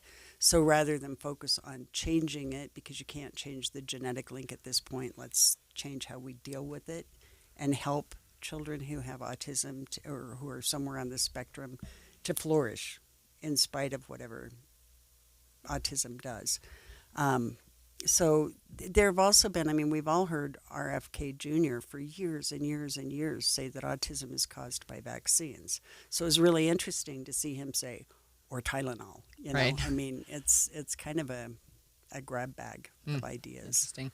Greg, what can you tell us about the lawsuit? Yeah, I was going to say something about that because, Lois, when you consider the lawsuit that's been brought, and I'm looking at what we did, I don't know, 5 or 10 years ago in Utah and other states against the opioid manufacturers, there was a significant amount of evidence Tons. that opioids caused addiction and that that addiction caused severe problems. I mean, it wasn't like there was a mystery about it. And in fact, the overwhelming evidence was that people were being overprescribed opioids, that the companies that were producing those knew that people were being overprescribed and knew that they were becoming addicted. We don't have anything anywhere near that with this Tylenol lawsuit. It's not like the evidence is. I mean, we all know opioids cause a problem, and I think we've got that under control. But Tylenol, I don't know. I just don't see it myself as a lawyer. There's also a different endpoint, and that is with the opioids, there were so many deaths. Right. And with autism, there's such a spectrum that it's kind of like comparing apples and giraffes. It's just a different kind of calculation, and so I don't know what will happen there. And the lawsuit actually says that it's more about the warning. They didn't warn people. It's not that they're selling it, but that there's this risk and you didn't warn. And the Kenvue, the manufacturer, has come back and said there's no evidence for this. It's baseless. See, that's what gets companies in trouble. If you recall back in the old day with the Ford Pinto with the exploding gas tank, you guys are both too young to remember that. But don't remember. But the thing is that they had studies that show that there's a problem. So if you have studies that show in your opioid manufacturer that your drug causes addiction and sometimes causes death, and you continue to manufacture it, that's one thing. But if you're producing Tylenol and studies aren't really telling you anything, in fact, we had a doctor on this very show who told us, and she was an OBGYN, I think, that right. She thinks Tylenol is the bomb, that it's great because it's safer than aspirin and Motrin. That's right. For women, Ibuprofen, yep, right? yep. For women in those situations, it is considered the safest medication you can take, and of course, OBGYNs always say don't take anything if you don't need it. Right. But if you need it, especially if you have a fever, because fevers are very dangerous to the baby that you're carrying. Right. So you also referenced some polling. So talk to us about polling numbers with Utah. Okay, so about more than 2/3, even of the GOP, think that Tylenol is probably safe. Overall, it's pretty close to 3/4. It's 74% think that it's probably safe. And as far as who should decide whether or not you take Tylenol, 41% believe that the woman who is pregnant should decide whether she takes it or not. 47% think that the doctors should decide. And doctors, I mean, medical societies, the American College of OBGYNs, the World Health Organization, the Maternal Fetal Society, the American Academy of Pediatrics, and the Autism Science Foundation have all said, we're not seeing a link. We think it's safe in pregnancy if you need it. It's dangerous to have a fever. It's miserable to have a lot of pain. That's your option. Yeah. Tell me, so I was intrigued by the numbers of people who thought the government should tell and women. I didn't write them down, but I could count them on 2 or 3 fingers. It's like 2%, 3%. Right. I think slightly more think that state. I might have this backwards. But No, I don't think so. You're right. So I'm looking at the numbers. 2% think state level government authorities should be able to tell a woman whether she can take Tylenol during pregnancy or not, and 3% think the federal government should. So, I mean, I think that's a pretty clear message of the decision making does not belong in the hands of state or federal government, at least according to Utahns. Interesting. Yeah, it's a pretty clear, according to Utahns, as you said, it's a pretty clear message, and really, most even when there is a link possible, it's a small link. Yeah. And I harken back to the lawsuit a little bit, Lois, and I appreciate what you said about it. There's also, and you said this really well, the fact that doctors, a woman who is pregnant who has a high fever, probably creates a greater risk for her child than a man who is pregnant who has a low fever. And I think that a woman who takes Tylenol to reduce the fever. And I think doctors have to weigh the cost benefit. There's a study that may or may not have any value that says Tylenol causes a problem, but a fever that's untreated could cause a more serious problem. Yeah. It leads to developmental delays. It hurts the brain specifically. Yeah, it literally can cause brain damage in unborn babies to have a high fever with the mom. Yeah, I mean, so I think it just this lawsuit is really troubling for me, and I'm sorry, Lois, I keep coming back to the legal part of it because that's what I do. But suing the makers of Tylenol, I don't see that going very far, and it'll get him through the election probably, but it's probably not going to get him. In a year or two, that lawsuit's probably going to be dismissed. Well, again, it's interesting, and thank you for always following these stories. There's first of all, you do a great job, and second of all, of really breaking them down so that people can understand what we're talking about here. And you're always so kind and even-handed in saying, the studies don't really show that. There might be something. But no, I really appreciate it. And I'm a flatliner. And we appreciate you coming in all the time. Thanks, Lois. Thanks, Lois. Always. When we come back, more Americans are stretching their dollars by doing things like adding water to their dish soap, making their own window cleaner. And we want to hear from you. How do you stretch your dollar? Text us to 57500. We're going to talk about penny pinching when we come back. 10:30 at KSL News Radio. I'm Amanda Dixon. Our top story this hour. We continue to work to get more information about what Salt Lake City police are calling an officer-involved critical incident at 21st South and 3rd West. Several traffic lanes are blocked, and police are setting up an area where they plan to speak with reporters. We have a crew on the scene, and we'll pass along more information as soon as we get it. Utahns will have to deal with changing the clocks for at least another year. KSL News Radio's Alexandria Bonilla reports. The U.S. Senate briefly looked over a bill that would make daylight saving time permanent this week, but passed on it. Senators failed to reach consensus, so Utahns will be switching the clocks twice a year for the foreseeable future. The bill was actually first unanimously passed in March 2022, but it's not being fast-tracked in any way, so set a reminder to change clocks back an hour on Sunday. Alexandria Bonilla, KSL News Radio. Our top national story this hour from ABC News, the Texas Attorney General says he is moving forward with a lawsuit against Tylenol. It began last month with President Trump's comments on pregnant women's use of acetaminophen. I think it's very bad. Texas Attorney General Ken Paxton has taken up the call, saying the makers of Tylenol were aware of a risk of autism in unborn babies of women who took it. Ashley Keller is representing Texas in court. We're not saying it's the only cause of autism, ADHD, and other neurodevelopmental disorders, but it's one of many causes. Ken View, the maker of Tylenol, calls the lawsuit baseless. Jim Ryan, ABC News. Your money at this moment, the Dow is up 277 right now. That's a little more than 0.5%. We're at 47,984. Coming up dry and a bit hazy today. KSL weather is next. KSL News Time, 10:32. Mornings are for recharging. And they're for starting your day right. We volunteer to join you in the car. Get news and weather at 102.7 FM during the most important part of your day. Andy and Amanda, each morning between 5 and 9 on KSL News Radio. Hi, this is Doug Ryden. For years, I've been telling you about products I truly believe in and that we use in our home. And one is Kinetico. We all know the downsides of hard water, tough on home appliances, frustrating spots on shower doors, but it also affects your personality. When you shower, does the water feel invigorating? Hard water can leave your skin feeling sticky and itchy. A Kinetico soft water system changes everything. It's like having a luxurious spa experience when you shower, making your daily routine something you look forward to.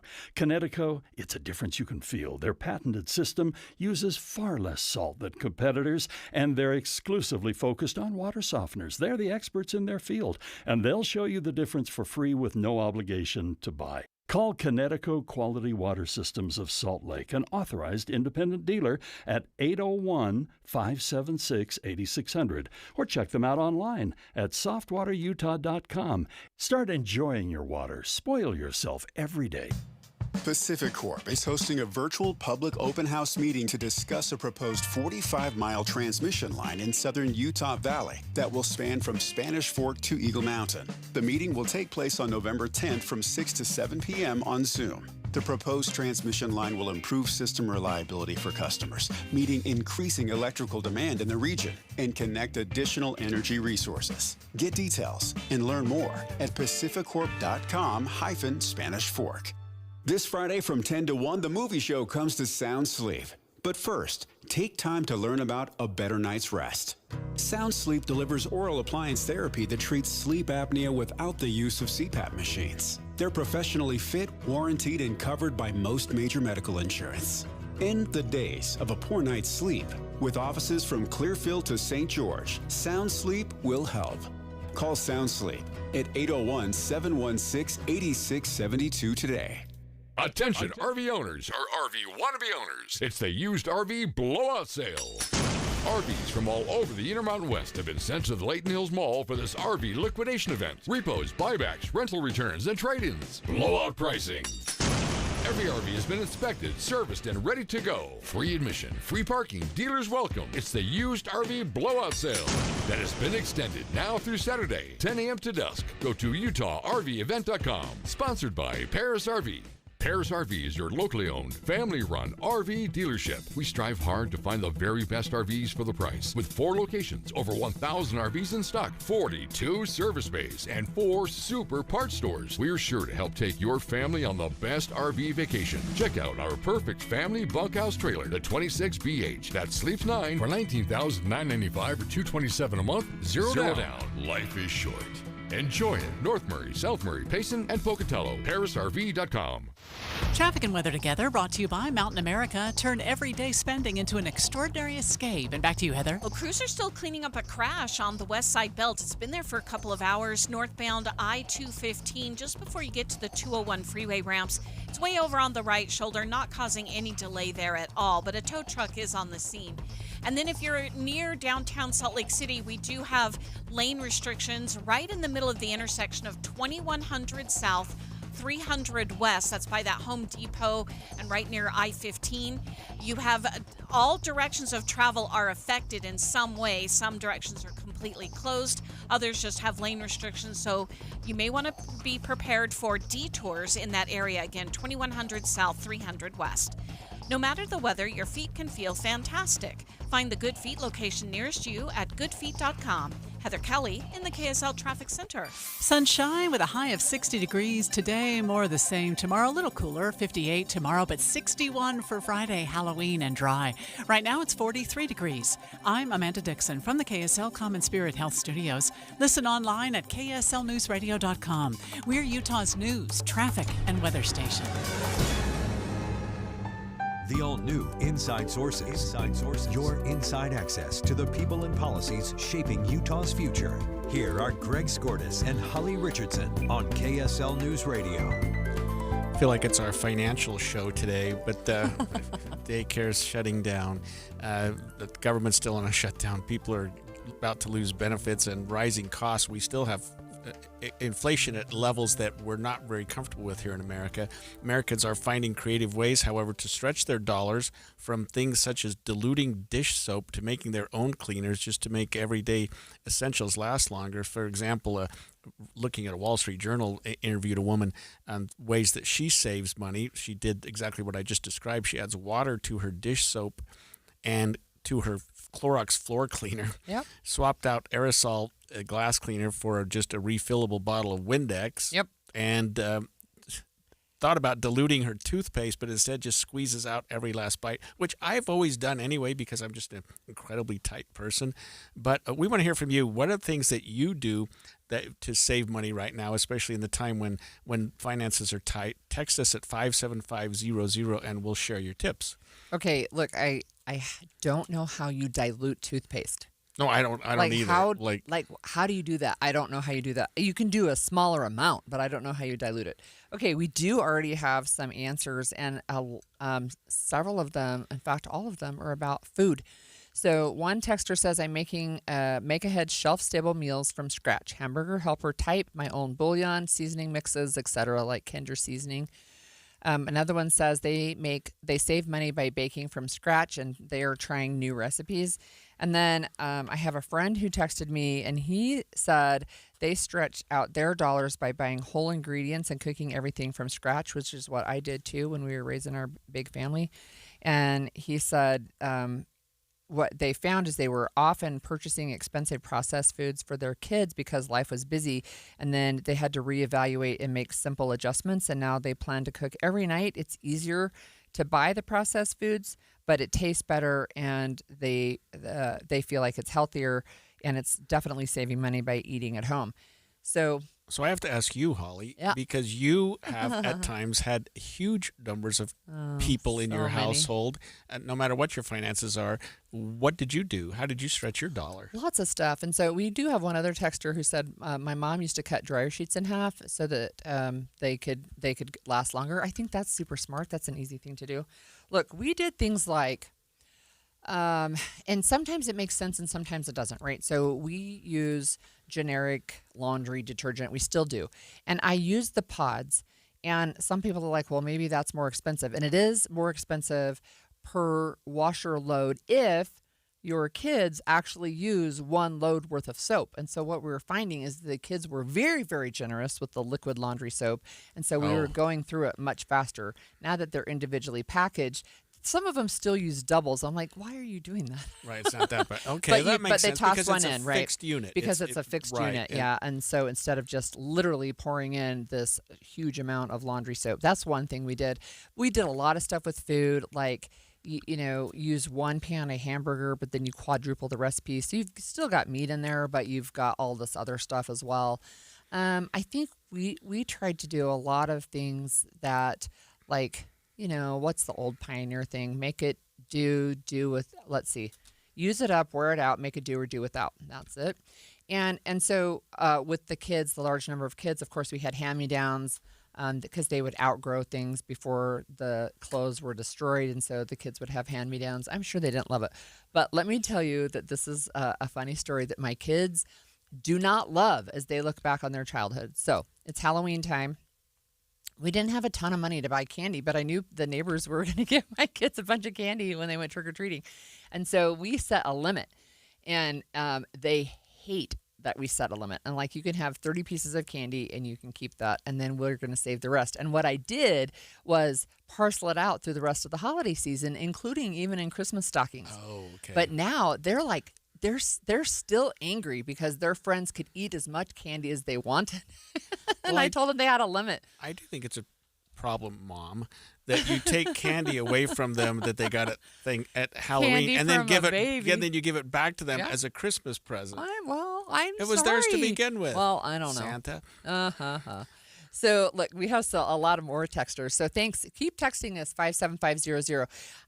Somebody says they bought little freezer containers, and when they have leftovers, they put it in freezer containers, and then they can just pull it out and microwave it, which is actually really smart. One of the things we do with leftovers is leave it in the fridge long enough that it goes bad, and then we have to throw it away. That's right. So that hits close to home. Right. One of them, a texter says they've discovered that most grocery stores have discount flowers in the back that are still beautiful as gifts. Another one says they use baking soda for toothpaste, which I understand is very effective. I don't think it tastes very good, but it's very effective. And then one of them says that they go to Bear Lake instead of San Diego Beach for an annual vacation, right? Stay closer to home. Staycation, yep. Yeah, staycation. And you know, what we do, especially now with the government shutdown, and this will sound petty, but we just don't go out. We used to enjoy going out once or twice a week. Really, that's a lot. Right. I mean, we just don't anymore because it's too expensive. And we have great restaurants, and I feel badly for the restaurants because at times like this, and I guess COVID was exponentially worse, but you just can't go out as often as you could have because it just costs too much. Yeah. Look, one person says, I'm not a mechanic, but I changed the engine air filter and the cabin air filter in my car, saved about $100 over the dealership charge. And you know, my husband, bless his heart, he is also not a mechanic, but he can go on YouTube now and he can look, and he has done a lot of fix up on our cars. It's one of the ways we saved money too, is we have bought junker cars ever since we started getting teenage drivers, which is now more than 20 years. We would buy cars with like 100,000 miles on them and then just drive them into the ground. But he can look on YouTube and decide whether that's something he can fix, or we actually do have to pay somebody, or the car's just dead. So I hope my wife's not listening, because I'll often try to fix my car and think, okay, I can save $200 if I do this myself. Then I do it wrong, and it costs $500 to make it right. So my car work is not particularly efficient financially. So you have to look. One of the things that's interesting is Procter & Gamble. They sell a lot of home stuff, including Tide and Dawn dish liquid and Swiffer dusters. Their volumes declined 2% in the last quarter. And it's some of these people saying we've got to make things last and make them last longer. Was it Jay that we had on last week who talked to us about things in the market that change when things are bad, such as hamburger helper, lipstick. Yeah, lipstick. Right, the lipstick marker. Yeah, that people buy things, and you can sort of look at trends that help you understand when people are really struggling financially. Got a couple others. Smith digital grocery coupons. Somebody else says buy or look up textbooks online and use them there. Oh yeah. Online textbooks they are really, really great. One person in the Wall Street Journal article said they bought a half a cow. We used to do that. They got 300 pounds of meat for a half a cow. It would last them 2 years. We would do a half a cow in about 6 months. But the problem we is have done that in the past. You got to have a place to put it. You have to too. have freezer space to put it, for sure. Yeah, you have to have a freezer space. So we used to have 3 refrigerators and 3 deep freezes, and now we're down to 2 fridges and 1 deep freeze. So there you go. So I have to ask you one more question. Sure. Do you have a personal greeting on your voicemail? It just says, "Hi, this is Holly Richardson." Well, you got to be careful, because you may want to change it to the boring robot one, because we're going to learn how scammers are using your AI to steal and copy your voice. KSL investigative reporter Matt Gephardt joins us next, and that's next, coming up, streaming live at kslnewsradio.com and on the app for KSL News Radio, sponsored by At Your Service Pros. If you're ready to buy a home or sell a home and you're worried about the current real estate market because of what you've heard from some of your friends or family, well, we're here to tell you that you really shouldn't be worried, because now is a great time to buy and sell with our friends at the Stern Team, powered by Almada Real Estate. And here's why. Buyers have more options due to increased inventory, which gives them the power to negotiate for repairs, interest rate buy-downs, and closing cost assistance.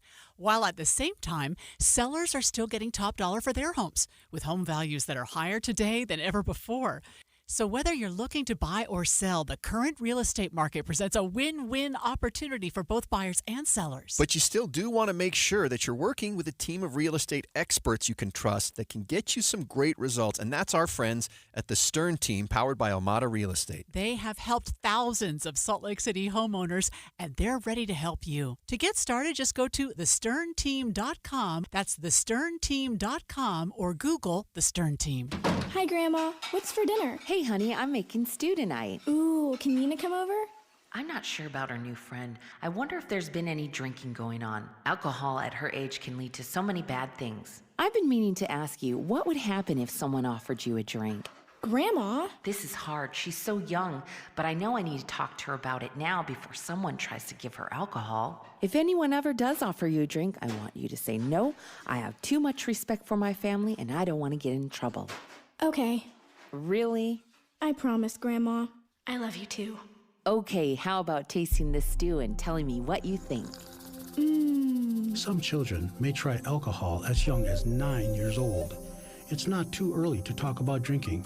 For tips on how to begin the conversation, visit underagedrinking.samhsa.gov. That's underagedrinking.samhsa.gov. This message brought to you by SAMHSA and this station. KSL offers the best daily newsletter in the state. It's the 3 things you need to know. Every weekday, we deliver quality and relevant content to your inbox. No ads, no spam, just the 3 things you need to know to be informed about the world around you. Subscribe today. Visit KSLNewsRadio.com or text the word inbox to 57500. That's inbox to 57500. Over the years, you've brought them into your home. You were prescribed opioids after the C-section, when Dad injured his back, when your basketball star tore his ACL. Opioids helped with the pain, and you held on to them just in case. But did you know holding on to unused opioids puts your family at risk? Opioids are powerful pain-reducing prescription medicines, but most people who are prescribed opioids don't finish their prescriptions. So millions of unused opioids are sitting in homes across the country. And tragically, more than 100 Americans die every day from overdoses involving opioids. What can you do to protect your family? Remove the risk of unused opioids from your home. Pills, patches, or syrups in drawers, purses, and cabinets, anywhere they might be hiding. To find out how to dispose of them properly, visit www.fda.gov/drug disposal. $5,000. That's the average amount of money people in the U.S. are now spending on gas in a year. $5,000. That's crazy. If you drive, you have to download Upside, the free app that gives you cash back every time you get gas. That's right. You can earn real cash back with Upside just by buying the gas you're already buying. You can literally start earning cash back today. I use Upside every time I fill up, and I've already made around $300. You're putting gas in your car anyway. Why not get real cash back? If you like free money, download Upside. I'm saving the cash I earn from using Upside to help pay for a vacation later this year. Download the free Upside app now to earn cash back every time you buy gas. Use promo code BOOST25 to get an extra 25 cents per gallon on your first tank. You can cash out anytime right to your bank, PayPal, or a gift card for Amazon and other brands. Just download the free Upside app and use promo code BOOST25 for a 25 cents per gallon bonus on your first tank. That's code BOOST25 for a 25 cents per gallon bonus. Sure, humans can be a little weird at times, but take it from me, I'm a dog. And a person is about the best thing that can happen to a shelter pet. So if you want to learn how you can be that person, get down to your local pet shelter or visit theshelterpetproject.org. Brought to you by the Ad Council. Any Hour Services free furnace sale is going on right now. If you haven't scheduled your free estimate yet, what are you waiting for? Call Any Hour Services today or schedule online at anyhourservices.com. Inside Sources. So scammers are turning to AI technology to record a person's voice off their cell phone voicemail message and then cloning their voice to try to scam family members and friends. If the voicemail greeting today is your voice, delete that voicemail greeting and go with the default robot voice. And that was Adaptive Security CEO Brian Long talking to KSL TV about ways that people can pick up your voice, even with your accent, and so that they can trick people into believing that you're in fact making a call that you're not. So one more thing for me to worry about. Right. So we have KSL investigative reporter Matt Gebhardt. Matt, what are they doing? So good morning. Yeah, so let's do this kind of like a quiz, right? Let's say I'm a bad guy off in some foreign land, and I call a random number in the United States. And because we've all gotten pretty good at screening our calls, we don't answer. And so what the scammer gets is, "Hi, you've reached Matt Gebhardt. Sorry, I can't take your call right now, but leave a message and I'll call you back." Beep. Yep. What three things does the scammer now have? Your name. Your voice. And your phone number. That is all the scammer needs. So we're all familiar with spoofing at this point, which is where basically I can make my phone number show up as any number I want on a caller ID. It's very easy to do. It's actually legal to do. You're not allowed to scam, but you are allowed to mask your phone number. Just ask, the power company, which does it all the time when it calls you from the same 800 number. Right. And so it's you spoof the number, and they can now call anybody else that they can connect to you, and they have your voice, and they can say, "Hi, I'm in trouble. I need you to wire me some money," or whatever the scam may be. And they have that all simply by you doing the smart thing, which is you look at your phone and it says, scam alert, so you don't answer, and they still have it all. So yeah, the message here is if you have your voice on your outgoing message, stop it. Go with that stupid impersonal robot voice. That's so, I cannot remember how many years ago it is that I set my voice message. It has not changed in probably a decade. But you almost feel like you have to, whether it's your voice or not, identify yourself so that the caller knows they got the right number. Maybe even that, it sounds like it's dangerous. Like, hey, you've reached the voicemail of Greg Skordas, blah, blah, blah. You know what I mean? But I do. Just be prepared for them to be able to all they need is about 3 seconds. I mean, we've seen all those news stories. Yeah. All they need is about 3 seconds of your voice, and they can really make it sound like you. Wow. And so it's yeah. I mean, it's you pick your poison with what you want to do there. And as a radio host, guess what? We already have your voice, Greg. Oh, yeah. So you're already in trouble. But you're already in trouble. This is for other folks, who I mean, because And again, they don't even have it connected to you yet necessarily. They just called a random number, and they got your number and your voice and your name just like that.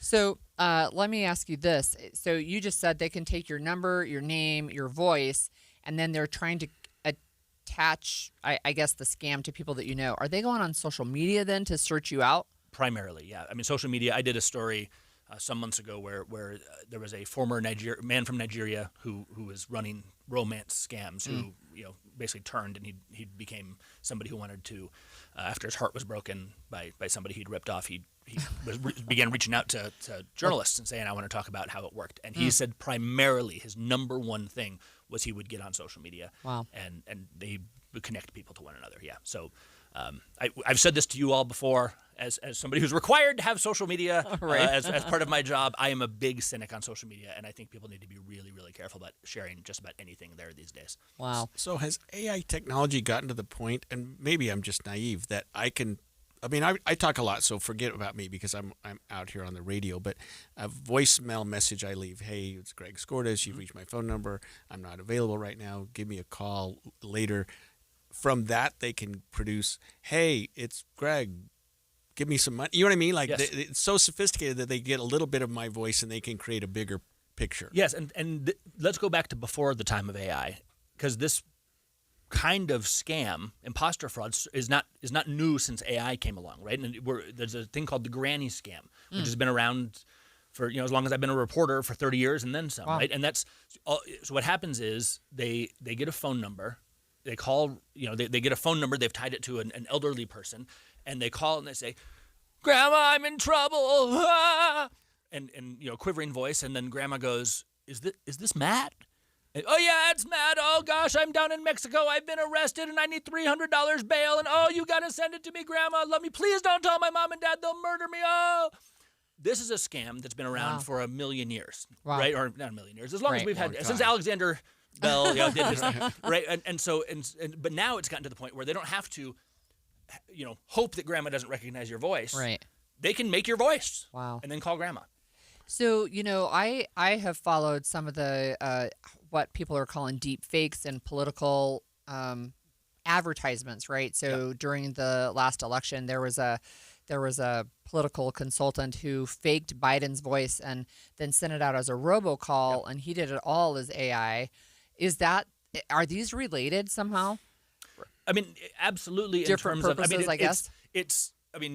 There's this gets into, and this is really more of a question for the lawyer in the room, right? When it comes into trademark and copyright and personal information as to whether or not there's parody, right? When you start like imitating a person's voice, there's a well-known advertiser in town. I won't say their name here, but they frequently it's Arnold Schwarzenegger, and then at the end they go, all celebrity voices impersonated, right? As their disclaimer, right? So there's rules with regards to speech and being clear, and then it gets into things like fraud, right? And so yes, it's similar and it's related. And I don't know how it's possible they just found a Joe Biden sound-alike and had them read into a microphone. I don't know. It was AI. It was AI generated. Yeah, that was AI. Okay. Well, yeah. I mean, and then I don't know how that legally played out. But if you are representing yourself as someone that you are not, I would think that would fall into fraud. Yeah. I mean, if you're doing it for a fraudulent purpose, if you're playing around and you're doing your best Donald Trump imitation, that's one thing. But if it's clear that it's meant to be a joke, but if you're doing it to get someone to do something, you're doing it to lure someone into giving you something, then it's misrepresentation. I suppose even if that something was a vote. Sure. Right. And so that's where you get like misinformation in the political sphere, right? Is you have these. Well, you can do deep fakes now where you can have Abraham Lincoln speaking, right? And no, that's not real. So what are your tips then to stay safe with people who can just now take your voice and turning it into some kind of scam message? I mean, in this case, truly just be protective of your voice. Take it off of your outgoing voice message. I would honestly think twice and think hard about whether or not you want to put your children's and your own voice out on any social media platform. You just understand that these are the way things work. And then on the back end, I think it's really important I have with my family, for example, a password.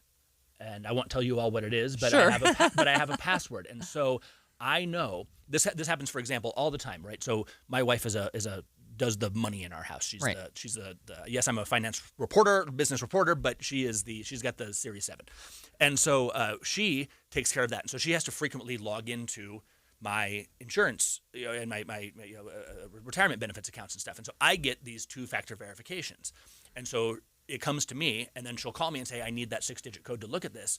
And I say password, which I've never shared with anyone except for her. Right. And now I know I'm talking to her. Right. And so these are the sorts of things that I think having these family passwords so you know Yeah. in these moments, because they always come in high-pressure situations. Yeah. I'm in trouble right now. Don't hang up the phone. Yeah.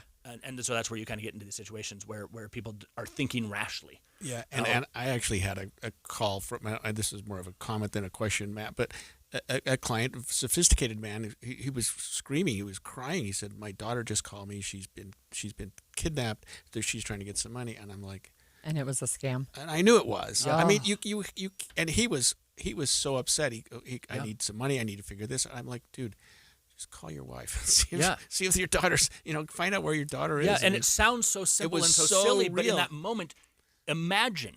Just imagine, put yourself in that horrible position of imagine your daughter with a gun to her head, and your rationality is out the window. Right. Yeah, I'm and ready to burn the building down. If you call anyone, they're going to kill me. So just send the money. Don't make any inquiries. Don't do anything. Like, it's just frightening. I have a super, super quick question from a listener, and this person says she's an older widow, and she wonders, would it work to have somebody else record the message like her adult son and only confirm the number? I don't understand the question. You've reached So instead of her saying, my name is so-and-so and you've reached me, and she sounds maybe elderly or a little older, could she have her adult son say, you have reached this number, leave a message? She can do whatever she likes. But I would recommend going to the robot voice, because the robot voice will say that for her. Okay. If she just turns it off, I think you said Melissa was her name. If you just turn it off, it'll say, you have reached 80155, whatever the number may be. Yeah. So I'd turn it off. You can have your son do it, sure. You can also do it yourself. Just be prepared that it could be stolen. You ever get a phone call from somebody and you answer and you go, hello, and there's nobody on the other line? Yep. They might be recording it right there. I like the son idea, too.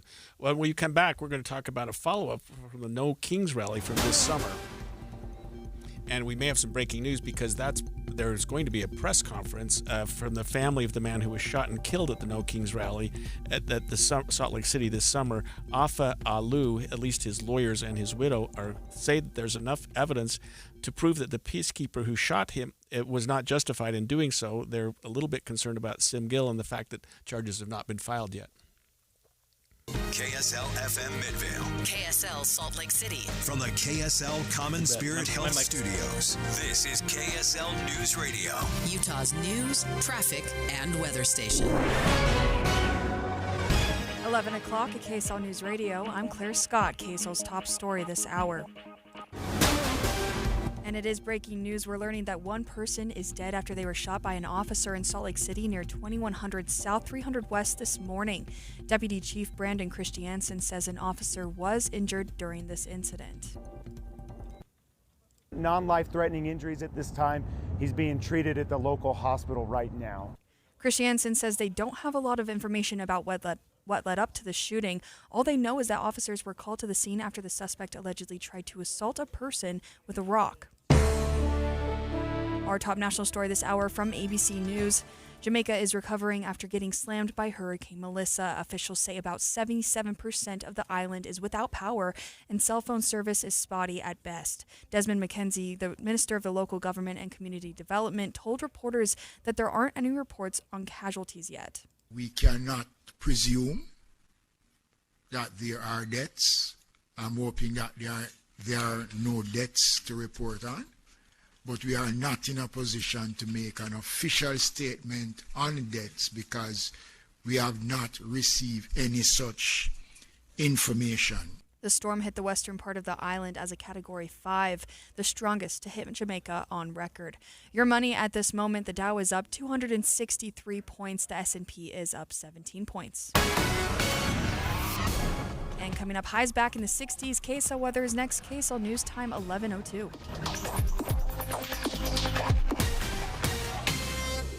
A reminder about the simplest way to get updated for your day. Hit your KSL preset when you jump in the car, and we'll take care of the rest. Hear key news updates and traffic reports. Andy and Amanda from 5 to 9 in your car. KSL News Radio at 102.7 FM. Every time I turn around, my friends at Pure Talk give me one more reason to feel good about switching. This month, for instance, they're supporting Canines for Warriors, a terrific organization that trains rescue dogs and then pairs them up with combat veterans struggling with PTSD. The result? They're saving lives on both ends of the leash. This is why I switched to Pure Talk. I like being in business with an American wireless company who shares my values. Yeah, I appreciate unlimited talk, text, and plenty of 5G data for just $25 a month, and I bet you will too. But I think you'll really appreciate doing business with a company who gives back to the men and women who volunteered to defend our country. Just dial pound 250, say micro. With Pure Talk's U.S. customer service team, you can switch in as little as 10 minutes. Again, dial pound 250, say micro, to switch to an American wireless company who actually stands for something. Pure Talk. You've got your whole life ahead of you, so choose a Medicare plan you can count on. And that's what you get with a Medicare Advantage plan from United Healthcare. With more than 45 years' experience serving its members, United Healthcare has plans with low monthly premiums that fit your life today and as your needs change tomorrow. The Medicare annual enrollment period ends December 7th, so go to uhc.com/Medicare today. United Healthcare Medicare plans. It's Medicare coverage Utah can count on. Hi, I'm Becca, your friend and jeweler at Shane Company. As an in-house designer, I can't wait for you to see our incredible selection of stylish and stackable rings. If you're shopping for your wedding bands, we have high-quality designs for every style and budget, from romantic to modern. If you're looking to add to a stack, your options are endless. Discover styles with clusters of gemstones, sleek all-metal designs, updated cigar bands, and signet rings perfect for an engraving. Because a friend knows you like options. Shane Company, your friend and jeweler. Hey guys, it's Woodrow from Mint Medical Clinic. Are you struggling with ED? Well, you are not alone, and now there's a real solution that treats the root cause, not just the symptoms. Introducing our Trifecta approach, a breakthrough combination of acoustic wave therapy, hormone replacement, and cryotherapy, all designed to restore blood flow, boost performance, and rebalance your hormones. Whether it's ED or hormonal imbalance, if you're ready to reignite your love life, this treatment helps bring back your energy, your drive, and your confidence. And right now, when you call, you'll receive a free consultation, a blood flow ultrasound, and an intimacy gift. That's a $650 value, absolutely free. And here's the bonus. The next 20 callers will also receive a 5-night stay at a luxury resort in Hawaii just for taking the first step. But you must call now. With 2 convenient locations in Layton and Sandy, help is closer than you think. Call 801-804-8000 now. That's 801-804-8000. Mint Medical Clinic. We'll get you back to mint condition.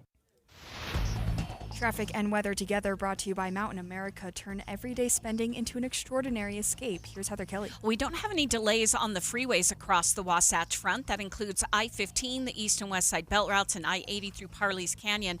But we still have the lane restrictions in place right in the middle of the intersection of 2100 South, 300 West in Salt Lake City. This is right near the Home Depot and the ramps that'll take you to and from I-15. So you've got northbound affected, northbound travel closed actually on 300 West trying to go through 21st South, as well as some of the westbound lanes trying to get to I-15 blocked. Heather Kelly in the KSL Traffic Center. A high is 60 today with sunny skies. There's a bit of haze moving in, and it sticks around the next few days. We'll see highs stick near the 60s heading into the weekend. Right now it is 46 and sunny. I'm Claire Scott from the KSL Common Spirit Health Studios. Listen online at kslnewsradio.com. We're Utah's news, traffic, and weather station. The all-new Inside Sources. Inside Sources. Your inside access to the people and policies shaping Utah's future. Here are Greg Skordas and Holly Richardson on KSL News Radio. It's been over 5 months since the shooting and the killing of an individual at the No Kings rally in Salt Lake City, and the family of Afa Alu gave a press conference today, and actually his attorneys and perhaps his wife did as well, sort of wondering, Holly, where we are right now and why it's taken so long to get anything done from the district attorney's point of view and why no charges have been filed. They also identified the name of the alleged shooter as Matthew Alder, a name that we hadn't heard, or at least was not made public until now. Right. We have KSL News Radio's Heather Peterson, who was at the press conference where Afa Alu's widow did speak. But Heather, thanks for joining us. Yes, of course. What information came from this press conference? Well, like you guys just mentioned, they did identify the alleged peacekeeper who fired the fatal shot against Afa Alou, and they identified him as Matt Alder. And they have really brought up a lot of concerns as far as why they're not getting answers from the district attorney's office about why charges have not been filed at this point. It's been a little over 4 months since the shooting happened, and still nothing. And they're complaining that this violates the Victims' Bill of Rights, that the widow of Afa Alou, Laura, who spoke at today's press conference, isn't getting the answers that she's been looking for and has not been communicated with on this case. And so they said that they are going to file a civil lawsuit that's going to come in about a month or so, regardless of whether criminal charges are filed or not. So we did learn a lot today as far as the identity and the fact that they are looking to file a civil lawsuit in the absence of all this information from the district attorney's office. Did you get the impression, Heather, that whoever was speaking there, either the widow or the lawyers, felt that criminal charges should be filed in this case? Oh, yeah. They seemed very confident that even the evidence that's been released to the public seems to be pretty incriminating. And so they're confused as to why charges haven't been filed, and they don't understand why this evidence has taken so long to review. As we've talked about, it's been over 4 months. And they even kind of brought up that, if this were someone different in a different community, someone with money or social status, that things would have moved a lot faster. And so they're questioning what could be the possible motivation for keeping this case so under wraps and for waiting so long for charges to be filed when the public even has a lot of evidence. So, Heather, what you mentioned that they're planning on filing a civil lawsuit. What remedies are they seeking? That wasn't exactly clear yet. They said they're still getting that all together at this point. I did see the lawsuit a little bit as kind of a pressure point to put on the district attorney's office to say, if you don't do anything, we will. And so I don't think the lawsuit is really carved out exactly at this point. They said that they would be filing it against Matt Alder, but also any other involved parties, possibly organizers who didn't keep the public safe. So yeah, there was a lot of, I wouldn't say threats made, but they are putting pressure on the district attorney's office to kind of get things moving. We haven't really heard from Alou's widow, Heather. What was that like? She seemed to be holding it together. She read her prepared statement and talked about how the world is watching. Her husband was holding a sign at the protests about that said the world is watching, and she really hit that point hard, saying that people want to know, they want answers on this case. This is a very public case, and she's been suffering, and she deserves justice. And so she did keep it together for most of it until she started talking about the impacts to her kids. For a moment, she did get a little bit emotional, but mostly kept it together and read her prepared statement and just talked about how the world wants answers, not just her and her family. Yeah, I think that's fair to say. One of the things that we've talked about on this show multiple times is that of all of the protests that occurred around the country, Salt Lake City was the only one where there was a fatality. Yeah, they mentioned that at the press conference too, and just really kind of holding organizers to the fire on that, because they kind of brought up that it was their responsibility to ensure these safety and security protocols, and that didn't happen. And so how do we maintain both our gun rights here in Utah, but also just keep our people safe, and how do we make sure that nothing like this ever happens again? So that was definitely a point that was brought up today as well. And was it a rally at all, Heather, or was it kind of more of a formal press conference? We're just giving some information today.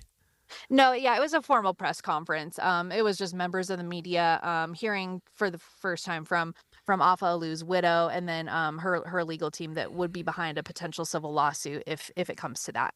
And the message from the legal team, I guess having lawyers there, was, hey, we're getting ready to file something. Yes, that's correct. Wow. So I'm looking at, I think, an extended statement from the legal team saying that they don't want to settle for the statement that says we'll do better next time. What are they hoping to see changed within the legal community? The policing community. They didn't really go into that too much. They more talked about just being a little bit more transparent, that this whole situation has been really, really under wraps. The protocols for safety and security were not clear ahead of time.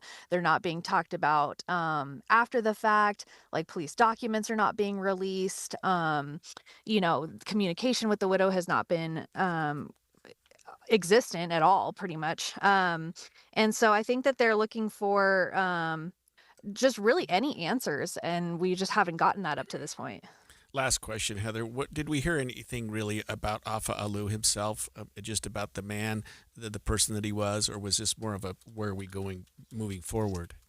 That was mentioned just slightly, just that he was a public member of the community, very involved in the Polynesian community here and the fashion community, father of 2 kids and just well loved, and just really had a heart for public activism, and that he had gone to protests like this in the past and just really wanted to be involved in making people's voice heard. And so they just want to make sure that people who also have that same passion get to feel safe and secure if they want to protest like Afa Alu did in the future. But hopefully in the future they would feel more safe and secure to do so. Thanks, Heather. That was KSL News Radio's Heather Peterson. And I need to make a disclosure here that I have, since the event, represented Arturo Gamboa. He's the man that was shot. He was taken into custody. We haven't heard whether or not he will be charged yet, but he's not the one that fired the shot that killed Afa Alu. He was himself shot in the back and taken into custody on charges of homicide. He's been released, and we don't know what's happening on his case as well. But I just wanted to make that clear. Right, and I think one of the things with this press conference, with the documents that we've seen, is that they wanted to make sure people knew he was legally carrying a rifle. It was not pointed at the crowd, and that it was unloaded. They do not, the family in no way blames Arturo Gamboa for what happened. Well, yesterday when we were ending our show, Hurricane Melissa was beginning her show with the Jamaican coast. It was just awful. It moved on to Cuba. We'll have the latest when we come back. Remember, that's coming up next, streaming at KSLNewsRadio.com and on the app for KSL News Radio, sponsored by At Your Service Pros. Cooler weather. What a relief, unless you have old drafty windows. Soon the heat will escape through the cracks and your energy bill's going to go through the roof. So now's the time to call Advanced Window Products and get brand new state-of-the-art custom windows and frames at factory direct pricing. The factory is right here in Salt Lake City, where they've been building precision windows since 1986, and you're going to save a lot of money since there's no middleman markup. You save 30, even 40% on your new windows. Even better, call now and they'll give you an extra $2,500 off on 10 windows or more. Double pane argon-filled windows with a low-energy triple coating, any style, any color, and Advanced Windows gives you a lifetime warranty. If you have an issue, they're not 10 states away. They're right here in town, and they offer 0% 60-month financing. So make the call now. Get $2,500 off. 801-850-9100. That's 801-850-9100, or go to advancedwindows.com. If you have Medicaid and are new to Medicare, you may qualify to enroll in a Humana Medicare Advantage dual-eligible special needs plan with a lot more benefits, like dental, vision, and hearing, along with helpful support when you need it most. Now is the time to see if you qualify to enroll. It only takes a few minutes to find out if you're eligible. Our licensed sales agents are ready to help you understand your options. So this Medicare planning season, we can help you plan well. Learn more at humanaduals.com. Humana, a more human way to healthcare. Humana is a dual-eligible special needs PPO SNP plan with a Medicare contract and a contract with the state Medicaid program. Enrollment in any Humana plan depends on contract renewal.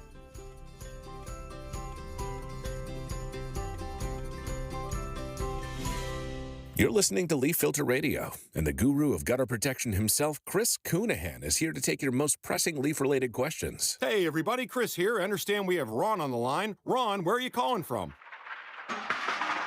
Uh-oh. Ron, are you calling from a ladder? Well, I was. I wanted to ask Chris what I need to do to get my gutters ready to have Leaf Filter installed. Oh, Ron, you don't have to do anything. A Leaf Filter Trusted Pro will come out and clean out your gutters, realign and seal your gutters, and install Leaf Filter, America's #1 gutter protection system. So I didn't need to get on this ladder? Ron, Leaf Filter Trusted Pros are in your neighborhood and ready to help. Just visit leaffilter.com/radio to schedule your free gutter inspection and get up to 30% off. Thank goodness. What was that site? To get this special radio offer, go to leaffilter.com/radio for your free gutter inspection today and get up to 30% off. That's leaffilter.com/radio for up to 30% off. leaffilter.com/radio. See representative for warranty details. Over the years, you've brought opioids into your home. They helped when you were in pain, and you held on to them just in case. But holding on to opioids puts your family at risk. Learn more at www.fda.gov/drug disposal. You're listening to Leaf Filter Radio, and the guru of gutter protection himself, Chris Coonahan, is here to take your most pressing leaf-related questions. Hey, everybody, Chris here. I understand we have Ron on the line. Ron, where are you calling from? Uh-oh. Ron, are you calling from a ladder? Well, I was. I wanted to ask Chris what I need to do to get my gutters ready to have Leaf Filter installed. Oh, Ron, you don't have to do anything. A Leaf Filter Trusted Pro will come out and clean out your gutters, realign and seal your gutters, and install Leaf Filter, America's #1 gutter protection system. So I didn't need to get on this ladder? Ron, Leaf Filter Trusted Pros are in your neighborhood and ready to help. Just visit leaffilter.com/deal to schedule your free gutter inspection and get up to 30% off. Thank goodness. What was that site? To get this special radio offer, go to leaffilter.com/deal for your free gutter inspection today and get up to 30% off. That's leaffilter.com/deal for up to 30% off. leaffilter.com/deal. See representative for warranty details. Do you worry about how much someone drinks? Do you feel angry or depressed most of the time? Do you feel neglected or unloved? Do you feel that if the drinker loved you, she or he would stop drinking? If you answered yes to any of these questions, you are not alone. Not everyone trapped by alcohol is an alcoholic. Families and friends are suffering too. Al-Anon and Alateen can help. Call 1-866-200-0223 or visit alanon.org/help. The new Inside Sources. Well, the island nation of Jamaica is recovering after getting slammed yesterday by Hurricane Melissa. It was a Category 5 hurricane, the strongest to hit Jamaica on record. Officials say they don't have information yet on any casualties, but crews have been given the go-ahead to start rebuilding and starting some recovery efforts.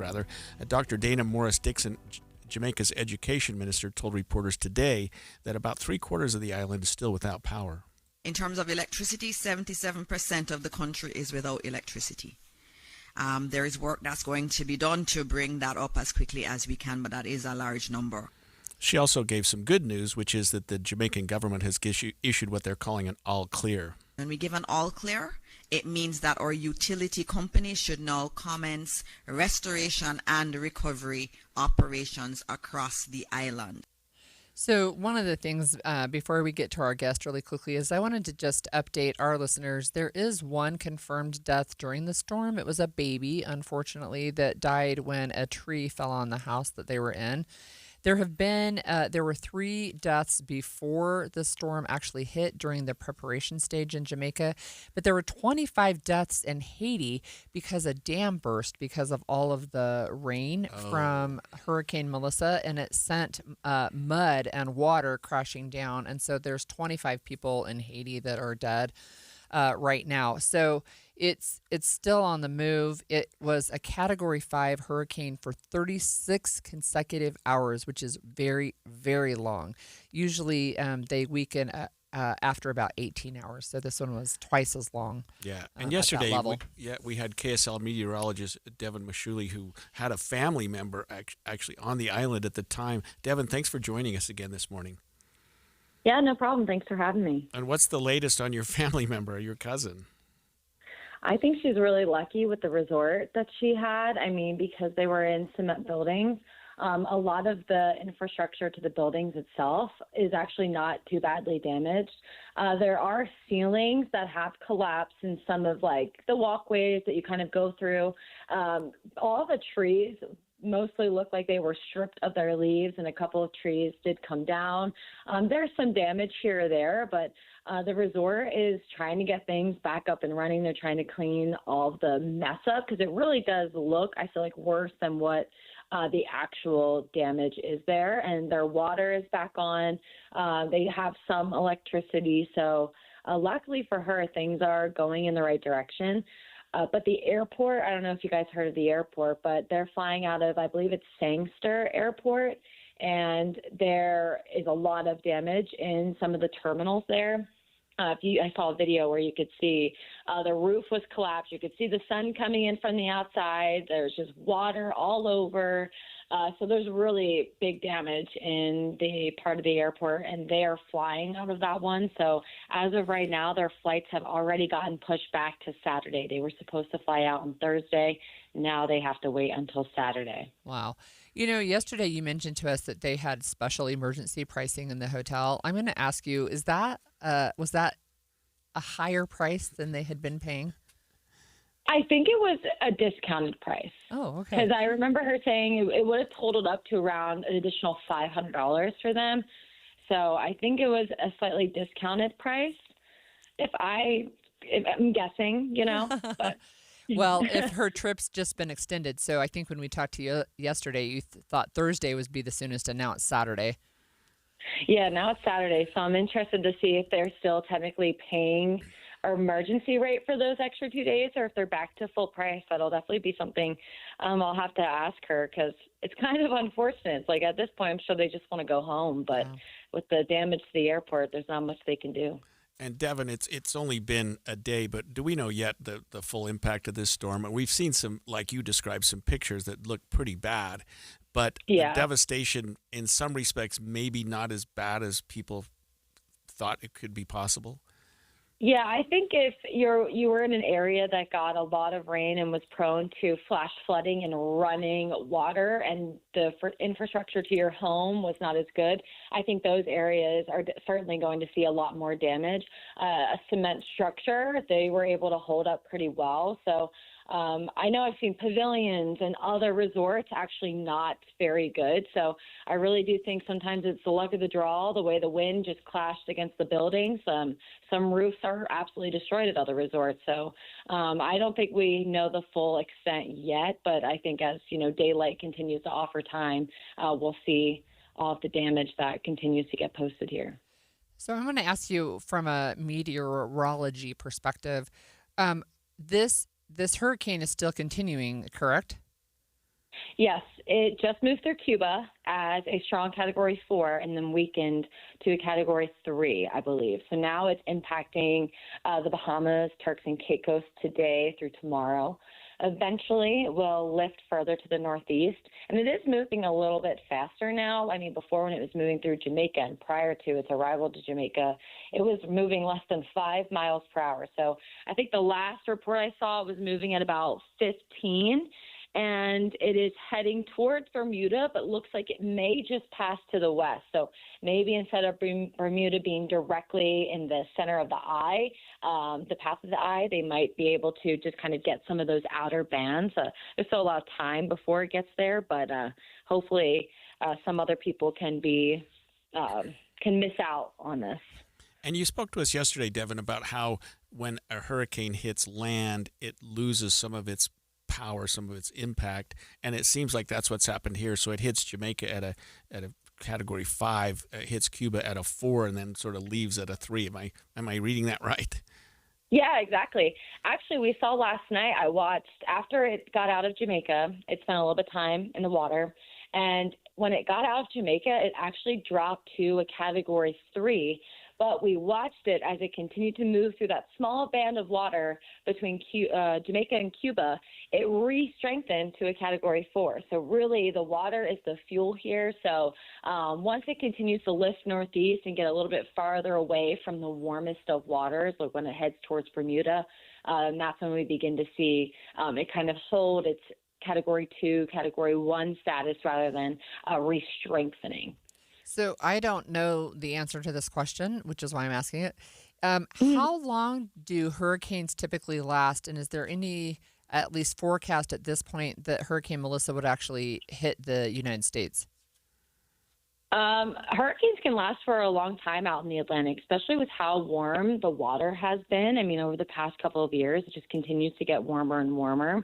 The forecast path does show it'll stay well off the coast of the United States. It's going to go all the way up, kind of parallel to the United States coast, up through Canada. It is expecting to keep hurricane status just east of, I'm not sure what the eastern part of Canada is, but those islands kind of close to eastern Canada, it's expected to be a hurricane through Friday evening before it weakens to a storm by Saturday morning. So this thing is a monster, and it's going to last a long time as it drifts further to the northeast. And then once it's met with a little bit more active weather, the jet stream, it'll break up. And it has to be interesting for you as a professional in this area. And I know that it's caused tremendous devastation, loss of life. But from a scientific perspective, Devin, isn't this something that you learn a lot from each time it occurs?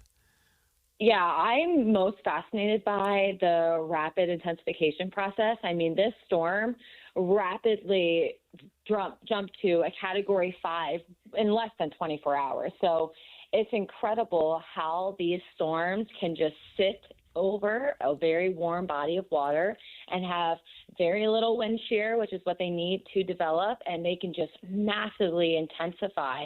And the eye of this hurricane at one point was only 10 miles small. So that's like small. Normally they're between like 15 to 20. So this was a very tight and complex storm. So it really is fascinating to see what it's done. And obviously unfortunate for all the countries that are being impacted. But I'm happy that my cousin's okay. And I know that other people that are visiting or in town, some people are making out okay. And I think that's good news worth celebrating. Well, it's good news that we have you to join us for 2 days in a row, Devin. That was KSL meteorologist Devin Mashuli talking to us about what's happened in Jamaica and the interest and the problems that happen with a hurricane like that. And I have to ask you a question, Holly.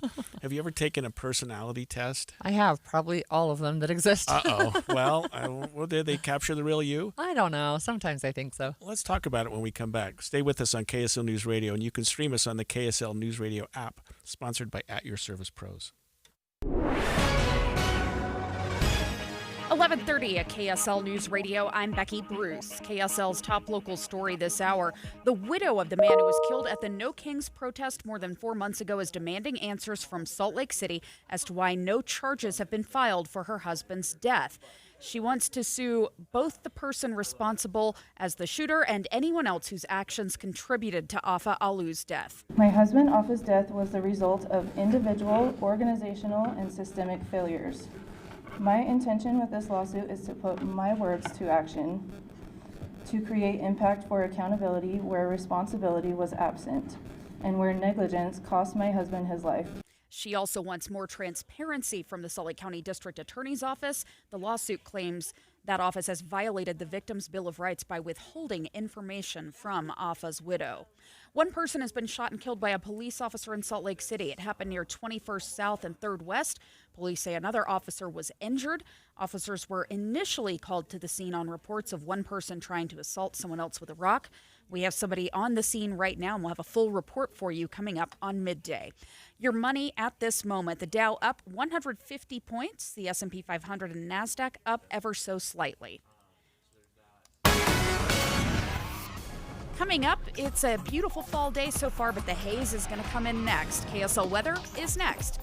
KSL News Time 11:31. The sources where we get our news matters. When you listen to Utah's Morning News, we want you to feel the stories are important to you and trustworthy. This is Amanda Dixon. And I'm Andy Farnsworth. Join us weekday mornings on KSL News Radio. I'm back to doing what I love and more, thanks to the Good Feet store. Do you want to walk, play pickleball, and enjoy other fun activities to stay healthy, but you can't because of bad feet? Hi, this is Mike, and the Good Feet store wants to help. I just had difficulty walking. I tried them on in the store, and my foot felt so much better. Do you keep buying new shoes and inserts with little or no relief? I tried all kinds of shoes. It was the arch supports that made the difference from the Good Feet store. Don't let bad feet, knees, or back problems get in the way of staying healthy and having fun. Thanks to the Good Feet store, I bowl in 3 nights a week. Get back to doing what you love. At the Good Feet store, we'll personally fit you at high-quality arch supports to maximize your comfort. Stop in the Good Feet store or book your free fitting at goodfeet.com. We have locations in Farmington, Riverton, and Sandy. Thanks to the Good Feet store.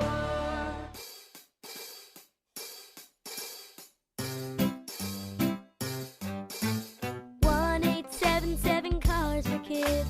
KARS Cars for Kids. 1-877 Cars for Kids. Donate your car today. 1-877 Cars for Kids. KARS Cars for Kids. 1-877 Cars for Kids. Donate your car today. Donate your car today at carsforkids.org. That's cars with a K. Your car, running or not, can be picked up as soon as the next day. You'll get a maximum tax deduction and a vacation voucher. 1-877 Cars for Kids. KARS Cars for Kids. 1-877 Cars for Kids. Donate your car today. Now accepting donations of land, homes, buildings, or any kind of real estate. Wesley Financial Group is not a law firm. Hi, I'm Chuck McDowell, the timeshare cancellation guy. In 2011, I founded Wesley Financial Group with one goal in mind: to help honest folks out of their timeshares permanently. Today, I run Wesley with my 2 sons, a real family business, treating every client and every employee like we'd want our own family treated. That philosophy has helped us grow into the largest, most trusted timeshare cancellation company in the United States. Fortune magazine even recognized us as one of the best places to work. Why? Because we genuinely care. In fact, some of our former clients were so moved by their experience working with us, they joined our team so they could help others to timeshare freedom. If you're stuck in a timeshare, give us a call. Let our family help your family. Call Wesley now for your free timeshare exit kit. 800-549-8866. 800-549-8866. 800-549-8866. Traffic and weather together, brought to you by Mountain America. Turn everyday spending into an extraordinary escape. Here's Tito Nani. We have a new accident. This is on northbound I-15 at 7th South in Salt Lake. It looks to be off to the right shoulder and out of traffic. Also, we're still seeing closures at the intersection of 2100 South and 300 West in Salt Lake. This looks to be due to a police incident that we continue to gather more information on at the moment. Celebrate the holidays with the Utah Symphony starting Thanksgiving weekend. Sing along to the Hallelujah Chorus, hear the angelic voices of Celtic Woman, and much more. Visit utahsymphony.org/holidays. Tito Nani in the KSL Traffic Center. It's a beautiful fall day so far, but we're going to have some haze building into the sunshine this afternoon. Our high about 60 degrees. Tonight's low not quite as cold as it has been. Tomorrow, mostly sunny and 58. Right now you have sunny skies, 46 degrees in Salt Lake City. I'm Becky Bruce from the KSL Common Spirit Health Studios. Listen online at kslnewsradio.com. We're Utah's news, traffic, and weather station. The all-new Inside Sources. Inside Sources. Your inside access to the people and policies shaping Utah's future. Here are Greg Skordas and Holly Richardson on KSL News Radio. So, Holly, I've never taken a personality test. But after reading your article, I'm actually going to do that this weekend. I'm not going to share the results unless they're Don't be a favorable. chicken. But yeah, I think I am. But it was a fascinating article you wrote, and it was in yesterday's Deseret News: Life's Inevitabilities, Death, Taxes, and Personal Change. And what I thought was interesting, first of all, that you've taken personality tests. A lot. But second, that personality isn't like your hair color. It's not fixed. It's something that can maybe does change. So it's super interesting, and I think sometimes people think, well, it's immutable, right? Like it is in your DNA, and it's not actually. But for people who are interested, I've taken just a slew of tests, including who is the Disney princess that I'm most like, and it's Mulan. this is the last time I took that test. I don't remember how many years ago that was. I'm strong-willed, assertive, and able to fight my own battles. So there you go. But there are things like the Myers-Briggs test. So that gives you 16 different categories. I'm an ENFP. There's a color code one. There's an Enneagram. My sister has one that she developed. It's called Bank Code. There's a DISC assessment, and then Gallup's Strength Finder, and the VIA's Institute on Character. Anyway, all of these things, right? They're supposed to measure your personality. Well, many of these, if not all of these, are really just pop culture pseudoscience. They're not actually based in science anyway. But even if they were, what people sometimes I think have a mistaken approach to is saying, well, like you just said, this is fixed. This is who I am. I'm always going to be this type of person, right? Or I'm going to have these traits, and that's just not true, right? So that was interesting. So it's true because you're just physiologically and mentally you change over, or that you can change, like both. Yeah, both. So here's the thing. So with the Strengths Finder, this is through Gallup, and they I think they've changed the name now, but I took it the first time like 14, 15 years ago. My top strength, it was strategy, and it still is. I just took it less than a year ago. So it's still the same, but all the other of my top 5 changed, right? Because I have done different things in that period of time and focused on different things. So one of the things that is interesting to me is this book. It's by Dr. Benjamin Hardy. So he's a very prolific author. He does a lot of stuff with consulting with business, and he has multiple books. But this one came out. It's called Personality Isn't Permanent. It came out in, I think, 2020. So I read it then. He kind of lays out the science behind this. And he references a lot of other studies talking about change and personal change. So there was a Harvard study from 2013, I think, where, well, one of the researchers was from Harvard, but they gathered information from more than 19,000 people. And here's what's interesting. They asked people how they had changed in the last decade, and it didn't matter if you were 18 or 68. Everybody said, yeah, I've made a lot of change in the last decade.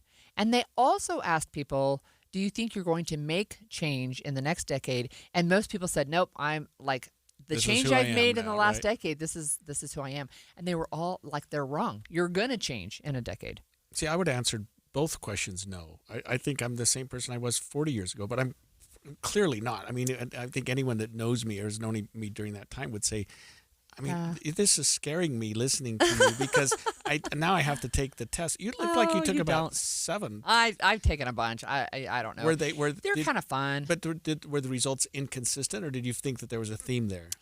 No, I mean, I think there's a theme. So, for example, the E in the ENFP is for extrovert.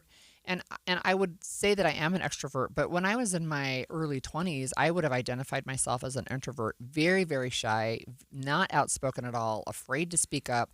And now, I mean, nobody has accused me of not sharing my opinion for a very long time. Right. Right. So one of the things that the Dr. Hardy pointed out in his book, but there's lots of other stuff you can find about personality not being permanent. But one of the things he pointed out is, look, change is inevitable. And sometimes that change comes from traumatic external events or things that happen to you. Sure. And sometimes they come because you want to change, right? When I was really shy, I wanted to be able to have conversations with people that I didn't know.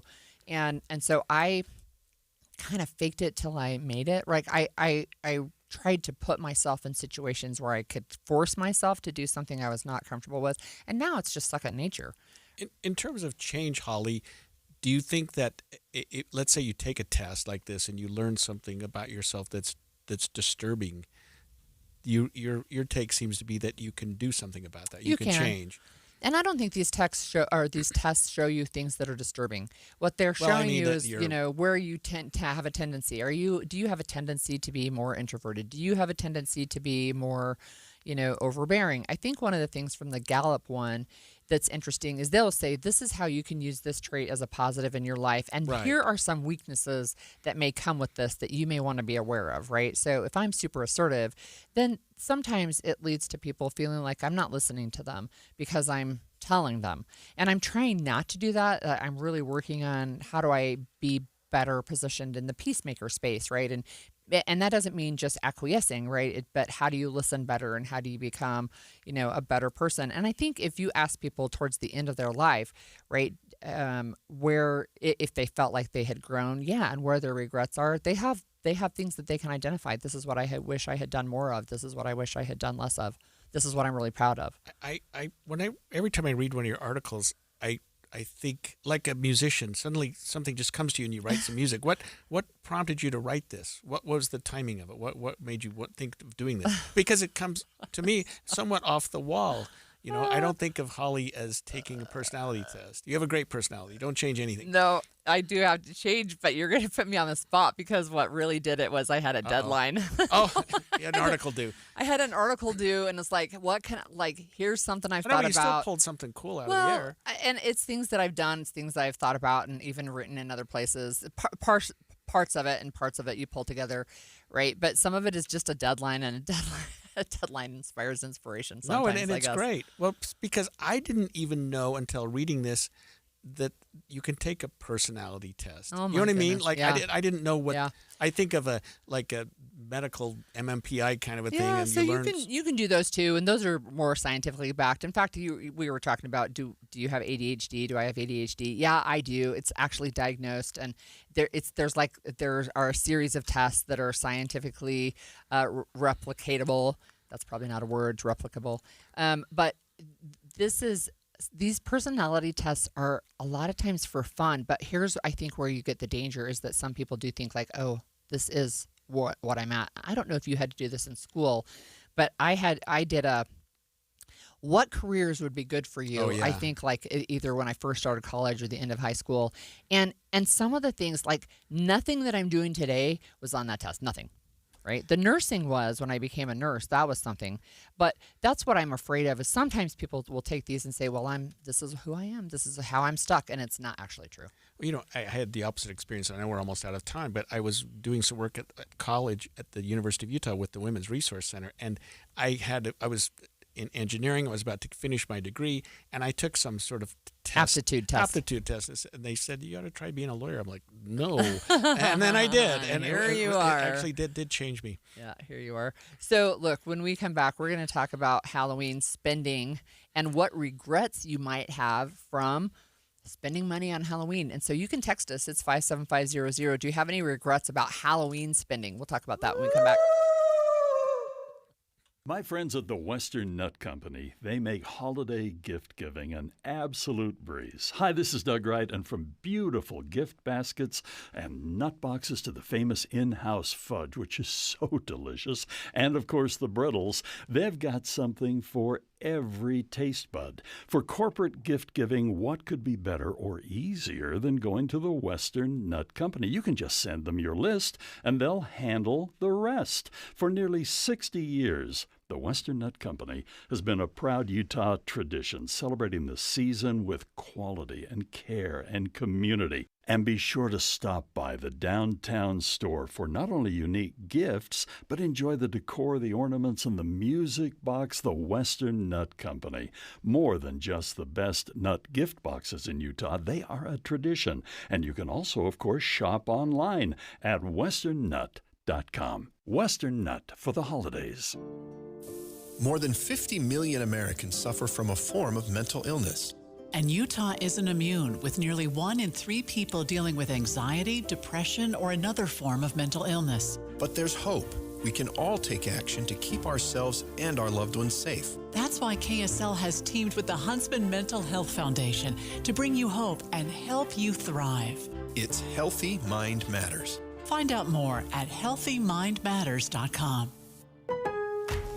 I'm Scott Hansen, host of NFL Red Zone. Lowe's knows Sundays are for football. That's why we're here to help you get your next DIY project done, even when the clock isn't on your side. Whether that's a new Filtrete filter or Bosch and Cobalt power tools, Lowe's has everything you need to feel like the MVP of DIY. So get it done and earn your Sunday. Shop now, in-store and online. Lowe's, official partner of the NFL. You're still glowing, flirting, grooving. You still got it.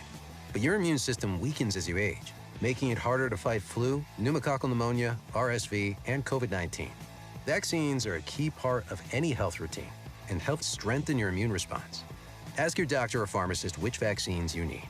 Schedule in minutes at vaxassist.com. Sponsored by Pfizer. This is Derek Miller speaking on business. Since 1985, Air & Sea International has focused on providing customer-first logistics that combine personal attention with experienced guidance. Over the years, they've grown into a trusted full-service freight forwarder. President and COO Jason Fowler joins us with more. At Air & Sea International, we help companies navigate the complex logistics landscape. From air freight, ocean freight, domestic trucking, and customs house brokerage, we provide expert solutions that simplify supply chains, reduce delays, and keep businesses informed on changing tariffs, regulations, and global shipping trends. Utah's strategic location make it a natural logistics hub. With its international airport, extensive network of highways, railroads, and growing intermodal facilities, goods move efficiently across the state, the country, and internationally. We're proud to help local businesses grow confidently, compete globally, and take full advantage of Utah's ongoing economic development, increasing infrastructure investment, and expanding opportunities in the logistics sector. Our team is committed to delivering reliable, customized solutions that keep businesses moving forward. Find out more on the Air & Sea International website. Air & Sea International helps Utah businesses thrive by simplifying complex logistics and keeping them updated on changing tariffs and customs rules. They make it easier for companies to grow confidently and connect smoothly with markets across the country and around the world. I'm Derek Miller with the Salt Lake Chamber, speaking on business. When it comes to vaping, the truth can get clouded. So let's make it clear. Vaping is not safe for kids, teens, or young adults. It's just not. Because vaping can put microscopic particles into your lungs. And dangerous things like metals and volatile organic compounds into your body. And nicotine, the same highly addictive substance found in regular cigarettes. Nicotine can harm a person's brain development through their mid-20s, affecting learning, memory, attention, and impulse control, and priming the brain for other addictions. Vaping products also come in kid-friendly flavors that can make them appealing to youth. And many kids also use other drugs, like marijuana, in vaping devices. With appealing flavors, high nicotine levels, and lots of promotion on social media, many kids think vaping is harmless, but it's not. So talk to your kids about the risks of vaping, because when you talk, they hear you. For more information, visit underagedrinking.samhsa.gov. Getting help with plumbing repairs is easier than you think. All you have to do is call Any Hour Services or schedule an appointment at anyhourservices.com. No one helps more homeowners than Any Hour Services. Inside Sources. Inside Sources. You know, if there's anything to be afraid of this Halloween, it's you're checking into your bank account for all the overspending you're making on costumes and candies, not to mention decorations. And this spooky spending does come with some regrets. No regrets. You have no regrets? Dad? No? Not one? Nope. Like not even a single letter? Nah, I can't think of one. I love all the letters. Yeah, right. So the letters that they're referring to, it's a tattoo that says no regrets, but instead of R-E, it's spelled R-A. It's like, right. I mean, okay. So look, I don't feel like I overspend on Halloween, and I try not to overspend at Christmas time. And we've already talked about Christmas decorations that I just use year over year. You started spending in June and July for those? Or no, I just started talking about it. Okay, there you go. But there was this interesting article. It's on a website called couponfollow.com, and they wanted to know what people's biggest Halloween spending regrets were from last year. So we want our texters to tell us, do you regret anything on Halloween spending? If so, text us 57500. But one of the things that people regretted, in fact, this is the number one thing, they spent too much on candy. Yeah, and I get criticized for that every year by my wife because what you don't want is the opposite. What you don't want is some kid showing up at your house at 10 o'clock and going, I'm out of candy. Here, I want some that's ramen noodles. Really bad. So, no, I always buy too many. And I not that I love the candy or anything, but and she's like, we don't have that many kids. Why do you buy so much? Because I'm not going to look some little bunny in the eyes and say, sorry, cutie, I don't have anything for you. That's not going to happen at my house. That's funny. So 12% of people said that they regretted buying things too late because then they had to pay higher prices. So if you've been watching the stores, and we keep talking about this, Halloween decorations went on sale really like the day after Labor Day, right? So they're always on sale. And so the closer and closer you get, sometimes they stay on sale and sometimes they don't. And so people regretted that they waited too late and then they had to pay higher prices. Well, do you know when I buy my Halloween candy? The day after. The day before. I mean, I haven't even bought it yet. I'm gonna, which is probably the worst day to buy Halloween candy. But I haven't even thought about it yet. But if you buy it the day after, it's 50% off. That's what I mean. Then you hope it's still good a year later. Well, no, then you use it for Christmas, right? Oh, there you go. Okay. Okay. Another regret that people had is that they bought low quality items that didn't last. That was 9%. Like decorations and things like that. Yeah, some of the stuff's just dumb, right? And it doesn't hold up. Especially if you have it outside, which is what we do. We put things outside, and then it's not very good after a week or two. After the wind and the snow hit up in your neck of the woods. Okay, 8% are sad that they didn't set a budget, and so they overspent. Yeah, I mean, but I guess let me digress a minute. Halloween's not an expensive holiday, is it? It actually, I mean, we're talking about it, so apparently it is for some people. They spend a lot, right? We've talked this week about how people are going to spend billions this year. Of course, nothing compares to Christmas, but Halloween is a big spender holiday. What surprises me is what people are willing to spend and undergo in terms of costumes, and I don't know whether people ever regret that.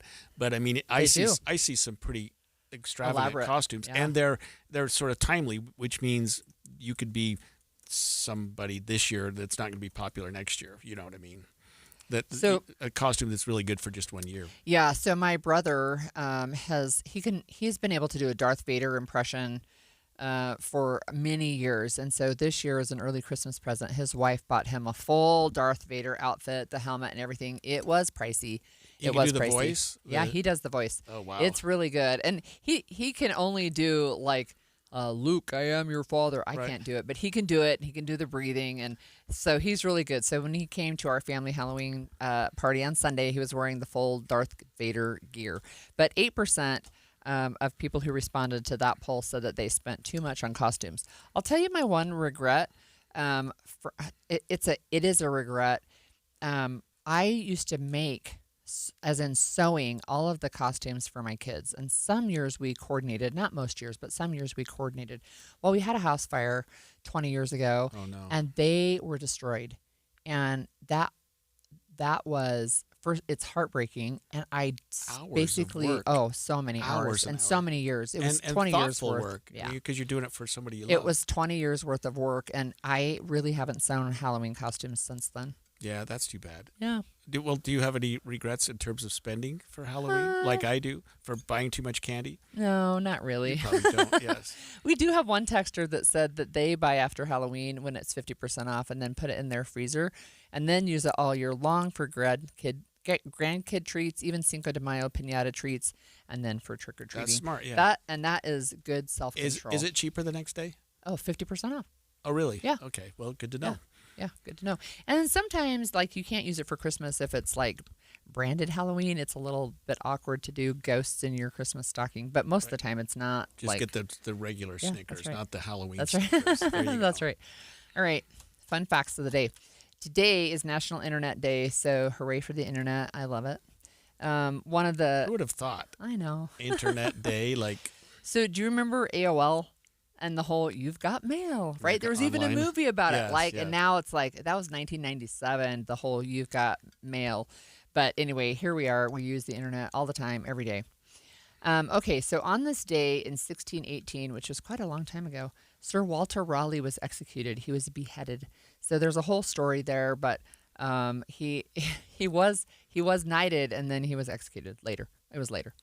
Good news, bad news, Walter. I know. You're The good news now. is Go you put your head on the block. helped colonize a new part of the world. Right. Bad news is you made people mad. Okay, in 1858, this is interesting to me. The first store opened in the frontier town of Denver, Colorado. In what year? 1858. Huh. So because Utah was formed in 1847. 47, days of 47. Yeah, I always remember that. But So for Denver, it's not the first frontier town. It's the first frontier town in Denver. So Denver, Colorado. Okay, all right. Okay, here's a question for you. Have you recently purchased ballpoint pens? No. Do you I have think any I do idea for my how office. do you have any idea how much they are? Not Not that. They're not I know that expensive. I know that Bics used to be 19 cents. Yeah, right. Okay, when I so was in there you law go. school. Very good. So in 1945, Gimbels, the department store, began selling the first commercially produced ballpoint pen. It was manufactured by Reynolds International Pen Company, and I want you to guess what it sold for in 1945, which is what, 80 years ago? 10 cents. $12.50. Whoa! Oh, of course, because of the Because it was technology. brand Right? They new. didn't know what they were doing. Right? It was brand new. It's and, so and people crazy. probably bought them because Yeah, it was better that's than right. the ones that you stick in the well and what they had before That's that. right. That's right. The first commercial ballpoint pen. In 1969, the U.S. Supreme Court ordered an end to all school segregation at once. But then this one I think we forget how recent it was. So this is basically 50 years ago, 51 exactly. There was a law that passed that banned discrimination based on gender or marital status in credit card applications or credit applications in general, which meant that women finally, for the first time, Here we could go. get credit cards in their own names. Yeah, I mean, you think about both of those. That was last two things only you've talked 50 years about, ago. right? That who would have thought those were things that needed to be fixed, but they did. They needed And to be fixed. the segregation was 55 years Segregation, ago. right? Yeah, like Yeah. hello. Yeah. Now we don't even consider that. You know what I mean? It just seems so foreign that right. you have so, problems like that. So before this, that said women couldn't get credit in their own name, they literally, some states, some banks gave permission for women to apply. I think Zions Bank was one of them, actually. So kudos to them. But it was not universal that women could apply for their own credit. So they couldn't buy a car. They couldn't get their own house. They had to get permission from a male relative. So their husband, their father, or even like their brother, because they could not on their own reconnaissance get credit. Well, the times have changed. Hopefully we're not backing up on any of these things, but you kind of wonder. Sometimes you wonder. Yeah. Okay. Thanks, everybody. Well, that's straight ahead. We will have more from the person who was shot and killed after police opened fire during a conference.